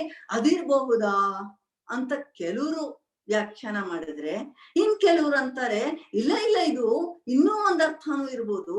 1 × 3 × 5 × 7 × 9 ಲೆಕ್ಕ. ಪಾಪ DVG ಅವ್ರಿಗೆ ಲೆಕ್ಕ ಕಷ್ಟ, ಅವ್ರಿಗೆ ಲೆಕ್ಕದಲ್ಲೂ ಫೇಲ್ ಆದವ್ರ ಮುಂದೆ. ಆದ್ರೆ ಅವರ ಈ ಚೌಪದಿಗಳ ಸಂಖ್ಯೆಗೆ ಒಂದು ಗಣಿತದ ಸೂತ್ರವನ್ನ ಅಲ್ಲಿ ಇಡ್ತಾರೆ. ಅದನ್ನು ಗುಣಿಸಿ ನೋಡಿದ್ರೆ 945. 1 ಪರಬ್ರಹ್ಮ, 3 ಅವನ 3 ರೂಪಗಳು, ವಿಷ್ಣು ಬ್ರಹ್ಮ ಮಹೇಶ್ವರರು, 5 ಪಂಚಭೂತಗಳು, 7 ಸಪ್ತ ಸ್ವರಗಳು ಅನ್ಬೋದು, ಅಥವಾ ಸಪ್ತ ಋಷಿಗಳು ಅನ್ಬೋದು, ಸಪ್ತ ಮಾತೃಕೆಯರು ಅನ್ಬೋದು. ಎಷ್ಟೊಂದು ಸಪ್ತಗಳಿದೆ. ಹಾಗೆ 9 ಅಂದ್ರೆ ನವಗ್ರಹಗಳು ಆಗ್ಬೋದು, ಇನ್ನೂ ಏನೆಲ್ಲ ಆಗ್ಬೋದು. ಹೀಗಿರ್ಬೋದಾ ಅಂತ ಊಹೆ. ಆ ಊಹೆ ತಪ್ಪೋ ಸರಿಯೋ, ಆದ್ರೆ ಆ ಪುಸ್ತಕವನ್ನ ಇಷ್ಟರ ಮಟ್ಟಿಗೆ ಅಭ್ಯಾಸ ಮಾಡಿ ಅದರಿಂದ ಪಡೆಯುವಂತಹ ಪ್ರಯತ್ನವನ್ನ ಜನ ಮಾಡ್ತಾರಲ್ಲ, ಇದಕ್ಕೆ ನಾವು ಸಂತೋಷ ಪಡ್ಬೋದು. ಮಾನ್ಯ DVG ಅವರು ತುಂಬಾ ಸರಳರು. ಅವ್ರು ತಮ್ಮನ್ನ ತಾವು ಹೇಗಿರ್ಬೇಕು ಅನ್ಕೊಂಡಿದ್ರು, ಅವ್ರಿಗೆ ಯಾರು ಮಾದರಿಯಾಗಿದ್ರು. ಸಾಮಾನ್ಯ ನಾವೆಲ್ಲರೂ ಬದುಕಿನಲ್ಲಿ ಒಬ್ಬ ಮಾದರಿಯ ವ್ಯಕ್ತಿಯನ್ನ ಹುಡುಕ್ತೀವಿ. ಬದುಕಿದ್ರೆ ಹಾಗ್ ಬದುಕ್ಬೇಕಪ್ಪ ಅಂತ ನಾವ್ ಹೇಳ್ತೀವಿ. DVG ಅವ್ರಿಗೆ ಯಾರಿದ್ರು ಮಾದರಿ ಅಂತ ನೀವ್ ಕೇಳೋದಾದ್ರೆ, ಅವ್ರಿಗಿದ್ದದ್ದು ಮಾದರಿ ವನಸುಮ. ವನಸುಮ ಅಂದ್ರೆ ಕಾಡಿನಲ್ಲಿ ಬೆಳೆಯುವಂತಹ ಸುಮ. ನಾನು ಕಾಡಿನಲ್ಲಿ ಬೆಳೆಯುವಂತಹ ಒಂದು ಹೂವಾಗಿರುವ ಹಾಗೆ ಕರುಣಿಸುವುದೇವ ಅಂತ ಅವ್ರು ಹೇಳ್ತಾರೆ. ನಿಮ್ಗೆಲ್ಲರಿಗೂ ಗೊತ್ತಿದೆ ಆ ಕವಿತೆ. ಆ ಕವಿತೆಯನ್ನ ಬಿಡಿಸ್ತಾ ನೋಡ್ತಾ ನೋಡ್ತಾ ಇಷ್ಟರ ಮಟ್ಟಿಗೆ ಬೇಡಿಕೆಯನ್ನ ನಾವಿಡೋದಿಕ್ಕೆ ಸಾಧ್ಯವೇ ಅಂತ ಕೇಳ್ಕೊಂಡ್ರೆ ನಾಚಿಕೆಯಿಂದ ನಾವು ನತಮಸ್ತಕರಾಗ್ಬೇಕಾಗತ್ತೆ. ಅವ್ರು ಹೇಳ್ತಾರೆ, ವನಸುಮದೊಳೆನ್ನ ಜೀವನವು ವಿಕಸಿಸುವಂತೆ ಮನವನ್ನನುಗೊಳಿಸು ಗುರುವೇ. ಹೇ ದೇವ, ಮನವನ್ನ ನಾನು ಅನುಗೊಳಿಸ್ಕೋಬೇಕು. ಸುಮ್ನೆ ಮನಸುಮ ಆಗ್ಬೇಕು ಅಂದ್ರೆ ಆಗಕ್ ಸಾಧ್ಯ ಇಲ್ಲ. ಮನಸ್ಸನ್ನ ನಾನು ತಿದ್ಕೋಬೇಕು, ನನ್ನ ಹಿಡಿತದಲ್ಲಿ ಇಟ್ಕೊಳ್ಬೇಕು. ಯಾಕೆ? ಅದೇನ್ ಮಾಡತ್ತೆ? ಜನಕ್ಕೆ ಸಂತಸವೀವ ಘನನು ನಾನೆಂದೆಂಬ ಎಣಿಕೆ ತೋರದೆ ಜಗದ ಹೊಗಳಿಕೆಗೆ ಬಾಯಿ ಬಿಡದೆ. ನೋಡಿ, ಅದು ಎಷ್ಟು ಜನಕ್ಕೆ ಸಂತೋಷ ಕೊಡುತ್ತೆ. ಆ ಹರಳಿದಾಗ ಆಹಾ ಅಂತೀವಿ. ಅಲ್ಲಿ ದೂರದಲ್ಲಿ ಒಂದು ಸಂಪಿಗೆ ಮರ ಇದ್ರೂ ಕೂಡ ಆ ಕಡೆ ದಾರಿಯ ತುದಿಯಿಂದನೇ ಘಮ ಬರ್ತಾ ಹೋಗುತ್ತೆ. ಕಾಡ್ನಲ್ಲಿ ಬೆಳೆಯುತ್ತೆ, ಇದನ್ನ ಯಾರು ಗುರ್ತಿಸೋದು ಇಲ್ಲ. ಎಷ್ಟೋ ದೂರದವರೆಗೆ ಘಮ ಹರಡುತ್ತೆ. ಆದ್ರೆ ನಾನ್ ನೋಡಿ ಇಷ್ಟೆಲ್ಲ ಮಾಡಿದೀನಿ, ನಾನು ನನ್ನನ್ನ ನೀವು ಹೊಗಳಿ ಅಂತ ಹೇಳೋದೇ ಇಲ್ಲ. ಅದು ಆ ರೀತಿ ನಾನು ಕೂಡ ನನ್ನ ಕರ್ತವ್ಯಗಳನ್ನ ಮಾಡ್ತಾ ಯಾವ ಹೊಗಳಿಕೆಗೆ ನಾನು ಮನ ಕೊಡದಂತೆ ನನ್ನನ್ನ ಕರುಣಿಸಪ್ಪ ದೇವ್ರೆ ಅಂತ. ಮತ್ತೇನಿದೆ ಆ ಸುಮಕ್ಕೆ ಗುಣಗಳು ಅಂದ್ರೆ, ಕಾನನದಿ ಮಲ್ಲಿಗೆಯು ಮೌನದಿಂ ಬಿರಿದು ನಿಜ ಸೌರಭವ ಸುರಿಸಿ ನಲವಿಂ. ನೋಡಿ, ಕಾನನದಿ ಅಂದ್ರೆ ಕಾಡ್ನಲ್ಲಿ ಮಲ್ಲಿಗೆ ಅರಳುತ್ತೆ, ನಿಜ ಸೌರಭವ ಸೂಸಿ ಅಂತ ಹೇಳ್ತಾರೆ ಮಾನ್ಯ DVG ಅವರು. ನಿಜ ಸೌರಭ ಬೇರೆ, ಪಡ್ಕೊಂಡಿದ್ದನ್ನ ಹೇಳೋದು ಬೇರೆ, ಕದ್ದಿ ಹೇಳೋದು ಬೇರೆ. ಯಾರದ್ದನ್ನೋ ಏನೋ ಕಲ್ತಿದ್ದನ್ನ ಈಗ ನಾನು ಮಾಡ್ತಿರುವ ಹಾಗೆ ನಾನು ಏನನ್ನ ಮಾಡ್ತಾ ಇದ್ದೀನಿ, ಅವ್ರು ಇದನ್ ಬರ್ದಿದ್ದಾರೆ ಅಂತ ಹೇಳ್ತಾ, ಇವ್ರು ಇದನ್ ಬರ್ದಿದ್ದಾರೆ ಅಂತ ಹೇಳ್ದ. ನಮ್ಮ ಬದುಕೇನಿದೆ? ಏನಿಲ್ಲ. ಆದ್ರೆ ಮಲ್ಲಿಗೆ ಏನ್ ಮಾಡುತ್ತೆ? ನಿಜ ಸೌರಭವ ಸೂಸಿ ನಲವಿಂ. ಅದಿನ್ನೊಂದು ಪದ ಬಹಳ ಚೆಂದಾಗಿದೆ. ಸಂತೋಷದಿಂದ ಅದು ಹರಡುತ್ತೆ. ನನ್ನನ್ನು ಯಾರು ನೋಡ್ತಾ ಇಲ್ವಲ್ಲ ಅಂತ ಬೇಜಾರ್ ಮಾಡ್ಕೊಂಡು ಕೂತ್ಕೊಳ್ಳೋದೇ ಇಲ್ಲ. ಕಾನನದಿ ಮಲ್ಲಿಗೆ ಮೌನದಿಂ ಬೆರೆದು ನಿಜ ಸೌರಭವ ಸೂಸಿ ನಲವಿಂ. ತಾನೆಲೆಯ ಪಿಂತಿರ್ದು ದೀನತೆಯ ತೋರಿ ಅಭಿಮಾನವನ್ನು ತೊರೆದು ಕೃತಕೃತ್ಯತೆಯ ಪಡೆವಂತೆ. ಅಭಿಮಾನವನ್ನೆಲ್ಲ ತೊರೆಯುತ್ತೆ.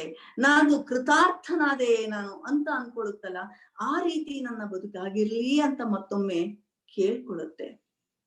ಮತ್ತೆ ಅಷ್ಟೇ ನಿಲ್ಸೋದಿಲ್ಲ, ಮುಂದೆ ಹೇಳುತ್ತೆ, ಉಪಕಾರಿ ನಾನು ಎನ್ನುಪಕೃತಿಯು ಜಗಕ್ಕೆಂಬ ವಿಪರೀತ ಮತಿಯನುಳಿದು. ತುಂಬಾ ಜನನ ನಾವೆಲ್ಲ ನೋಡ್ತೀವಿ, ನಾವು ಆ ತಪ್ಪುಗಳನ್ನ ಮಾಡ್ತೀವಿ. ನೋಡು ನಾನೇ ಮಾಡ್ದೆ, ನಾನ್ ಮಾಡ್ದೆ, ನಾನು ಅಂತ ಪದವನ್ನ ಎಷ್ಟು ಬಾರಿ ಉಪಯೋಗಿಸೋದಿಲ್ಲ. ಮಾಡಿ ಮಾಡಿ ನನ್ನಿಂದ ಎಷ್ಟು ಇವ್ರಿಗೆ ಉಪಕಾರ ಆಯ್ತು, ಅವ್ರಿಗೆ ಉಪಕಾರ ಅದು.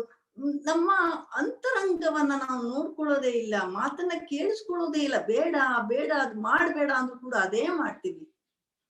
ಉಪಕಾರಿ ನಾನು ಎನ್ನುಪಕೃತಿಯು ಜಗಕ್ಕೆಂಬ ವಿಪರೀತ ಮತಿಯನುಳಿದು. ಅಂತ ಮತಿ ನನಗೆ ಕೊಡ್ಬೇಡ ದೇವಾ. ಮತ್ತೆ ಹೇಗಿರ್ಬೇಕು? ವಿಪುಲಾಶ್ರಯವ ನೀವ ಸುಫಲ ಫಲ ಭರಿತ ಪಾದಪದಂತೆ. ಪಾದಪ ಅಂದ್ರೆ ಮರ. ಚೆನ್ನಾಗಿ ಎಷ್ಟೊಂದು ಹಣ್ಣುಗಳನ್ನ ಕೊಡುತ್ತಾ, ಎಷ್ಟೊಂದು ಜನರಿಗೆ ಆಶ್ರಯ ನೀಡುವ ಮರದಂತೆ ನೈಜಮಾದೊಳ್ಪಿದಿಂಬಾಳುವವಳು. ನೈಜವಾದ ಒಳ್ಪಿನಿಂದ. ನೋಡಿ, ಒಳಿತುಗಳನ್ನು ನಾವು ಕೆಲವು ಸರಿ ಮಾಡ್ತೀವಿ, ಆದ್ರೆ ನೈಜವಾಗಿರುತ್ತೀಯಾ? ಏನೋ ನಾವ್ ಒಂದಿಷ್ಟು ಜನಕ್ಕೆ ದಾನ ಮಾಡ್ತೀವ, ಫೋಟೋಗ್ರಾಫರ್ನ ಕರ್ಸೋದೇನು, ಅವ್ರನ್ನ ನಿಲ್ಸೋದೇನು, ನಾವ್ ಇವ್ರಿಗೆ ಕೊಡ್ತಾ ಫೋಟೋ ತೆಗೀರಿ ಅನ್ನೋದೇನು, ಪೇಪರ್ನಲ್ಲಿ ಬರ್ಬೇಕು, ಇದೆಲ್ಲ ಆಗಾಗ ಮಾತ್ರ ನಾನು ಕೊಟ್ಟಿದ್ದಕ್ಕೂ ಸಾರ್ಥಕ. 100 ರೂಪಾಯಿ ಕೊಟ್ಟಿದ್ದಕ್ಕೆ 1000 ರೂಪಾಯಿ ಖರ್ಚು ಮಾಡಿ ನನ್ನನ್ನ ನಾನು ತೋರಿಸ್ಕೊಳ್ತೀನಲ್ಲ, ಆ ತರ ಮಾಡೋದ್ ಬೇಡ. ನೈಜಮಾದೊಳ್ಪಿನಂ ಬಾಳ್ಬವಳು ಅಂತ ಕೇಳ್ತಾರೆ ಮಾನ್ಯ DVG ಅವರು. ಇದನ್ನ ನಾವ್ ಅರ್ತ್ಕೋಬೇಕು. ನನ್ಗೆ ಇದು ಕವನ ತುಂಬಾ ಯಾಕೆ ಇಷ್ಟ ಆಯ್ತು ಅಂದ್ರೆ, ಇದನ್ನ ಮತ್ತೆ ಮತ್ತೆ ನಾನು ಸ್ವಲ್ಪ ಸಂಪರ್ಕದಲ್ಲಿದ್ದಂತಹ ಬೆಳಗೆರೆ ಕೃಷ್ಣಶಾಸ್ತ್ರಿಗಳು ಇದನ್ನ ಹೇಳೋರು, ಮತ್ತೆ ಮತ್ತೆ ಹೇಳೋರು. ಅವ್ರಿಗೆ ಯಾಕೋ ಇದು ನೆನ್ಪಿತ್ತು ನೋಡಮ್ಮ, DVG ಅವ್ರಗಳೆಲ್ಲ ಎಂತ ಮಹಾನ್ ವ್ಯಕ್ತಿಗಳು ನೋಡಮ್ಮ ಇಂಥದ್ ಬಂದಿದ್ದಾರೆ ಅಂತ. ಇದನ್ನ ನೋಡ್ದಾಗ ಅನ್ಸುತ್ತೆ ಬಹಳ ಮಹಾನ್ ಕವಿಗಳು. ಇವರ ಬಗ್ಗೆ ಮಾತನಾಡೋದಿಕ್ಕೆ, ಸ್ವಲ್ಪ ಮಟ್ಟದಕ್ಕೆ ಹೇಳೋದಿಕ್ಕೆ ನನ್ಗೆ ಇವತ್ತು ಅವಕಾಶ ಸಿಗ್ತಾ ಇರೋದೇ ತುಂಬಾ ಸಂತೋಷ ಅಂತ ಅನ್ನಿಸ್ತಾ ಇದೆ. ಈಗ ಮತ್ತೆ ಬೇರೆ ಯಾರಾದ್ರು ಹಾಡೋರಿದ್ರೆ ಹಾಡ್ಬೋದು ಅಂತ ಕೇಳ್ತಾ ಸದ್ಯಕ್ಕೆ ನಿಲ್ಲಿಸ್ತೀನಿ. ನಮಸ್ಕಾರ. ಹಾ, ಡಾಕ್ಟರ್ ಪ್ರಕಾಶ್ ಭಟ್ ಅವರಿದ್ದಾರಾ? ಇಲ್ಲ ಸರ್, ಅವರು ಲಾಗಿನ್ ಆಗಿಲ್ಲ. ಹೌದಾ? ಓಕೆ. ಚೆನ್ನೈಯಿಂದ ಶ್ರೀಮತಿ ಮಾಲಿನಿ ಅವರಿದ್ದಾರೆ. ಇವರು ಬಹಳ ವರ್ಷ ಸಿಂಗಪುರ್ನಲ್ಲಿದ್ರು. ಸಿಂಗಪುರದ ಬಗ್ಗೆ ಅವರು ಲೇಖನ ಮಾಲೆಯನ್ನೇ ಬರಿತಾ ಇದ್ದಾರೆ. ಅವರು ಸೊಗಸಾಗಿ ಹಾಡುಗಳನ್ನ ಹೇಳ್ತಾರೆ. ದಯವಿಟ್ಟು ಅವರು ಒಂದು ಕಗ್ಗನ್ನ ಹೇಳ್ಬೇಕು ಅಂತ ಪ್ರಾರ್ಥನೆ. ನಮಸ್ಕಾರ ಎಲ್ರಿಗೂ. ಒಂದು ಕಗ್ಗ 212ನೇ ಕಗ್ಗ ಹೇಳ್ತಾ ಇದ್ದೀನಿ ನಾನು. ದಿನ ದಿನವೂ ಹಳಸುವವು, ದಿನ ದಿನವೂ ಕೊಳೆಯುವವು, ಮನುಜ ಕುಲದೆಲ್ಲ ಕೃತಿ ವಿಜಯ ವಿಭವಗಳು. ಅನುದಿನವೂ ಮತ್ತವನು ತೊಳೆದು ಹೊಸತೆನಿಸುವುದೇ, ಅನುದಿನವೂ ಮತ್ತವನು ತೊಳೆದು ಹೊಸತೆನಿಸುವುದೇ, ಜನುಮ ಸಫಲತೆ ನಿನಗೆ ಮಂಕುತಿಮ್ಮ. ನಮಸ್ಕಾರ. ನಮಸ್ಕಾರ ಮಾಲಿನಿ ಅವ್ರೆ. Thank you. ಶೀಲಾ ಅವರೇ, ನಂದೊಂದು ಪ್ರಶ್ನೆ ಇತ್ತು. ಬದುಕಿನ ಅಂಗಳ ಬೆಳಕನ್ನು ಈ ತರ ಶಾಶ್ವತ ಅಲ್ಲ ಅನ್ನೋದನ್ನೇ ಹೇಳೋದ್ರ ಬದಲು ಸಫಲತೆ ಕಾಣುವುದು ಹೇಗೆಂತ ಕವಿ ಭಾವನೆ ಅಂತ ತಿಳಿಸ್ತೀರಾ? ತುಂಬಾ ಒಳ್ಳೆಯ ಪ್ರಶ್ನೆ. ಬಹುಶಃ ಪ್ರಶ್ನೆಗೆ ಈ ಕಗ್ಗದಲ್ಲೂ ಕೂಡ ಒಂದು ಸ್ವಲ್ಪ ಮಟ್ಟಿಗೆ ಬೆಳಕು ಕಾಣುತ್ತೆ. ಆದ್ರೆ ಮತ್ತೆ ನಾವು ಅದನ್ನ ವಿವರಿಸುವ ಪ್ರಯತ್ನ ಮಾಡ್ಬೋದು. ದಿನ ದಿನವೂ ಹಳಸುವು, ದಿನ ದಿನವೂ ಕೊಳೆಯುವು, ಮನುಜ ಕುಲದೆಲ್ಲ ಕೃತಿ ವಿಜಯ ವಿಭವಗಳು ಅನುದಿನವು ಮತ್ತವನು ತಳೆದು ಹೊಸದೆನಿಸುವುದೇ ಮನುಜ ಸಫಲತೆ ನಿನಗೆ ಮಂಕುತಿಮ್ಮ. ಸಾಫಲ್ಯ ಅನ್ನೋದು ಅಷ್ಟು ಸುಲಭವಾಗಿ ಬರೋದಿಲ್ಲ. ನಮ್ಗೆ ಯಾವಾಗ್ಲೂ ಬೆಳಕು ನಮ್ಮೊಳಗೆ ಇದ್ಬಿಟ್ರೆ ಬರ್ತಾನೇ ಇದ್ರೆ ಶಾಶ್ವತವಾಗಿ ನಮ್ಮೊಳಗೂ ಬೆಳಕು ಹೊರಗೂ ಬೆಳಕಿದ್ರೆ ನಮ್ಗೆ ಬೆಳಕಿನ ಬೆಲೆನೇ ಅರ್ಥ ಆಗೋದಿಲ್ಲ. ಬೆಳಕಿನ ಬೆಲೆ ಅರ್ಥ ಆಗ್ಬೇಕಾದ್ರೆ ಕತ್ತಲು ಏನು ಅಂತಾನು ತಿಳಿಬೇಕು.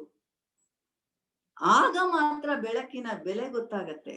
ಅದಕ್ಕೇನೆ ಮಾನ್ಯ DVG ಅದಕ್ಕೇನೆ ಬಹುಶಃ ನೀವು ಕೇಳಿರ್ಬೋದು, ಶಾಶ್ವತ ಬೆಳಕು ಬೇಡ, ಹಾಗಾದ್ರೆ ಏನ್ ಮಾಡ್ಬೇಕು ಮನುಷ್ಯ ಅನ್ನೋದಾದ್ರೆ ನಮ್ಗೆ ಸಿಗೋದಿಲ್ಲ ಬೆಳಕು. ಪ್ರತಿನಿತ್ಯ ಹೇಳ್ತೀವಿ, ಸೂರ್ಯನನ್ನ ನೋಡ್ತೀವಿ, ನಾವು ಕೂಡ ನಮ್ಮ ದಿನನಿತ್ಯದ ಕೆಲಸಗಳನ್ನ ಮಾಡ್ಕೋತಾ ಹೋಗ್ತೀವಿ. ಆದ್ರೆ ನೋಡಿ, ಸೂರ್ಯ ಮುಳುಗ್ತಾನೆ ಅಂತ ನಾವ್ ಅಂದ್ಕೊಳ್ತೀವಿ, ಆದ್ರೆ ಮುಳುಗೋದಿಲ್ಲ. ಅವನ್ ಮತ್ತೊಂದು ಕಡೆ ಕೆಲಸವನ್ನ ಮಾಡ್ತಾನೆ ಇರ್ತಾನೆ ನಿರಂತರವಾಗಿ. ನಾವು ಕೂಡ ಅವನಂತೆನೆ ಪ್ರತಿದಿನ ಮತ್ತೆ ಮತ್ತೆ ಕೆಲಸವನ್ನ ಮಾಡ್ಬೇಕು. ದಿನ ದಿನವೂ ಹಳಸುವು, ದಿನ ದಿನವೂ ಕೊಳೆಯುವು. ಮನುಜ ಕೃತಿ ಎಲ್ಲ ದಿನ ದಿನವೂ ಹಳಸುವು, ದಿನ ದಿನವೂ ಕೊಳೆಯುವು. ಮನುಜ ಕೃತಿಯದೆಲ್ಲ ಕೃತಿ ವಿಜಯ ವಿಭವಗಳು ಅಂತ. ವಿಜಯ ವಿಭವ, ವಿಜಯ ಅಂದ್ರೆ ಗೆಲುವು, ವಿಭವ ಅಂದ್ರೆ ಸೋಲು. ಇದು ಎರಡು ಆಗ್ತಾನೆ ಇರತ್ತೆ ನಮ್ಗೆ. ಅದಕ್ಕೋಸ್ಕರ ನಾವೇನ್ ಮಾಡ್ಬೇಕು, ಅನುದಿನವು ಮತ್ತವನು ತೊಳೆದು ಹೊಸದೆನಿಸುವುದೇ. ನಾವು ಮನೆಯಲ್ಲಿ ಅಡಿಗೆ ಮಾಡ್ತೀವಿ, ಎಷ್ಟು ರುಚಿಕಟ್ಟಾಗಿತ್ತು ಇವತ್ತು, ಘಮಘಮ ಗುಡ್ತಾ ಇತ್ತು ಅಂತೆಲ್ಲ ಅಂತೀವಿ. ಹಾಗಿದ್ರೆ ಅಷ್ಟೊಂದು ಚೆನ್ನಾಗಿದೆಯೇ, ಇಟ್ಕೊಂಡ್ಬಿಡೋಣ, ನಾಳೆನೂ ಅದೇ ತಿನ್ನೋಣ. ಸಾಧ್ಯನೇ? ನಾಳೆ ಅಷ್ಟೊತ್ತಿಗೆ ಅದನ್ನ ಕೊಟ್ರು ಬೇಡ, ವಾಂತಿನೇ ಬಂದ್ಬಿಡುತ್ತೆ, ಅದ್ರ ವಾಸನೆಗೆ ವಾಂತಿ ಬರುತ್ತೆ. ಅಷ್ಟಕ್ಕೇನು ತುತ್ತನ್ನ ಬಾಯಲ್ಲಿ ಒಳಗಿಟ್ಟೋ ಕ್ಷಣ ಅದು ರೂಪನೇ ಬೇರೆ ಬದಲಾಗತ್ತೆ. ಆ ಕ್ಷಣಕ್ಕೆ ವಾಂತಿ ಬಂದ್ರೆ ಅದು ಸ್ವರೂಪ ಬದಲಾವಣೆ ಮಾಡ್ಕೊಂಡು ಬರ್ತಾ ಇರತ್ತೆ. ಹಾಗಾಗಿ ನಾವು ದಿನನಿತ್ಯ ಹೊಸದಾಗಿ ಮಾಡ್ತಾ ಇರ್ಬೇಕು. ಆ ಹೊಸದನ್ನ ಮಾಡ್ತಾ ಮಾಡ್ತಾ ಹಳೇದಾನಾಗತ್ತೆ, ಮತ್ತಷ್ಟು ಹೊಳಪನ್ನ ಪಡ್ಕೊಳ್ತಾ ಹೋಗುತ್ತೆ. ನಾವ್ ಇನ್ನೊಂದಷ್ಟು ಮುಂದುವರಿತಾ ಹೋಗ್ತೀವಿ. ನೆನ್ನೆ ಮಾಡಿದ್ದೆ ನಾವ್ ಇವತ್ ಮಾಡೋದಿಲ್ಲ. ನಮ್ಮನ್ನೇ ನೋಡಿ, ಸಣ್ಣ ಸಾಮಾನ್ಯದನ್ನೇ ನೋಡ್ಕೊಳ್ಳಿ, ಅಡ್ಗೆಗಳನ್ನು ಕೂಡ ಇವತ್ತೂ ಕೂಡ ಆವಿಷ್ಕಾರಗಳು ನಡೀತಾನೆ ಇದೆ. ಮಾನ್ಯ DVG ಅವರು ಕೂಡ ಇದೇ ಮಾರ್ಗದಲ್ಲಿ ನಡೆದಂಥವ್ರು, ಹೊಸತನಕ್ಕಾಗಿ ಹರಿಸಿದವರು. ಸುಮ್ನೆ ನನ್ಗೆಲ್ಲೋ ಒಂದ್ ನೆಮ್ಮದಿ ಇದ್ಬಿಟ್ಟಿದೆ, ಇದ್ಬಿಡೋಣ ಅಂತ ಇರ್ಲಿಲ್ಲ ಅವರು.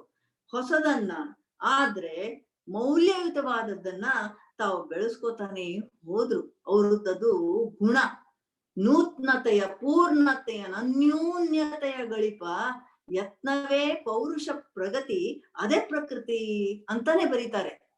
ನೂತ್ನತೆಯ, ಹೊಸತನದ, ನೂತ್ನತೆಯ, ಪೂರ್ಣವನ್ನ ಏನೇ ಮಾಡಿದ್ರು ಸಂಪೂರ್ಣವಾಗಿ ಇದಮಿತ್ತಂ ಅನ್ನುವ ಹಾಗೆ ಮಾಡ್ಬೇಕು ಅಂತ ಬಯಸ್ತಾರೆ ಅವರು. ನೂತ್ನತೆಯ, ಪೂರ್ಣತೆಯ, ಅನ್ಯೂನತೆ ಅಂದ್ರೆ ಯಾವುದೇ ಕೂಡ ಕೊರತೆ ಇಲ್ಲದಂತೆ ನಾನು ಬದುಕ್ಬೇಕು. ಆ ರೀತಿ ಯತ್ನ ಮನುಷ್ಯ ಮಾಡ್ತಾನೆ. ಅದನ್ನೇನೆ ಪೌರುಷ ಪ್ರಗತಿ ಅಂತ ಕರೀತಾರೆ. ಅದು ಪ್ರಕೃತಿ ಅಂತ ಇನ್ನೊಂದು ಪದವನ್ನ ಹೇಳ್ತಾರೆ. ಎಷ್ಟು ಚೆನ್ನಾಗಿ ಹೇಳ್ತಾರೆ ಅವ್ರು ಅಂದ್ರೆ, ಪ್ರಕೃತಿಯಿಂದ ಕಲಿತಾರೆ. ಅವ್ರು ಎಲ್ಲವನ್ನೂ ಕೂಡ ಕಲ್ತಿದ್ದೇ ಪ್ರಕೃತಿಯಿಂದ ಅಂತ ನನಗನ್ಸುತ್ತೆ. ಅವರು ಬಾಲ್ಯದಲ್ಲಿ ಅವ್ರಿಗೆ ರಾಮಸ್ವಾಮಿ ಅಯ್ಯರ್ ಅನ್ನುವಂತಹ ಟೀಚರ್ ಸಿಗ್ತಾರೆ. ನೋಡಿ, ಅವ್ರಿಗೆ ಈ ದಿನ ಹೊಸದಾಗುವಂತಹ ಬಗೆಯನ್ನ ಕಲಿಸ್ತಾ ಹೇಗೆ ಬೆಳಕನ್ನ ಶಾಶ್ವತವಾಗಿ ನಾವು ಮತ್ತೆ ಮತ್ತೆ ಪಡ್ಕೋಬಹುದು ಅನ್ನೋದನ್ನ ಅವರು ಕಲಿಸ್ತಾರೆ ಅನ್ನೋದನ್ನ ನಾವಿಲ್ಲಿ ಕಂಡ್ಕೊಳ್ಬೋದು. ಅವರು ಇಂಗ್ಲಿಷ್ನ ಕಲಿಸ್ತಾರೆ. DVG ಅವ್ರು ಇವತ್ತಿಗೂ ಕೂಡ ಕಡೆ ತನಕ ನೆನ್ಸ್ಕೊಂಡು ಹೇಳ್ತಾರೆ, ನನ್ಗೆ ಗೊತ್ತಿರುವ ಇಂಗ್ಲಿಷ್ ಎಲ್ಲವೂ ಅವ್ರು ಕಲ್ಸಿದ್ದು ಮಾತ್ರ ಅಂತ.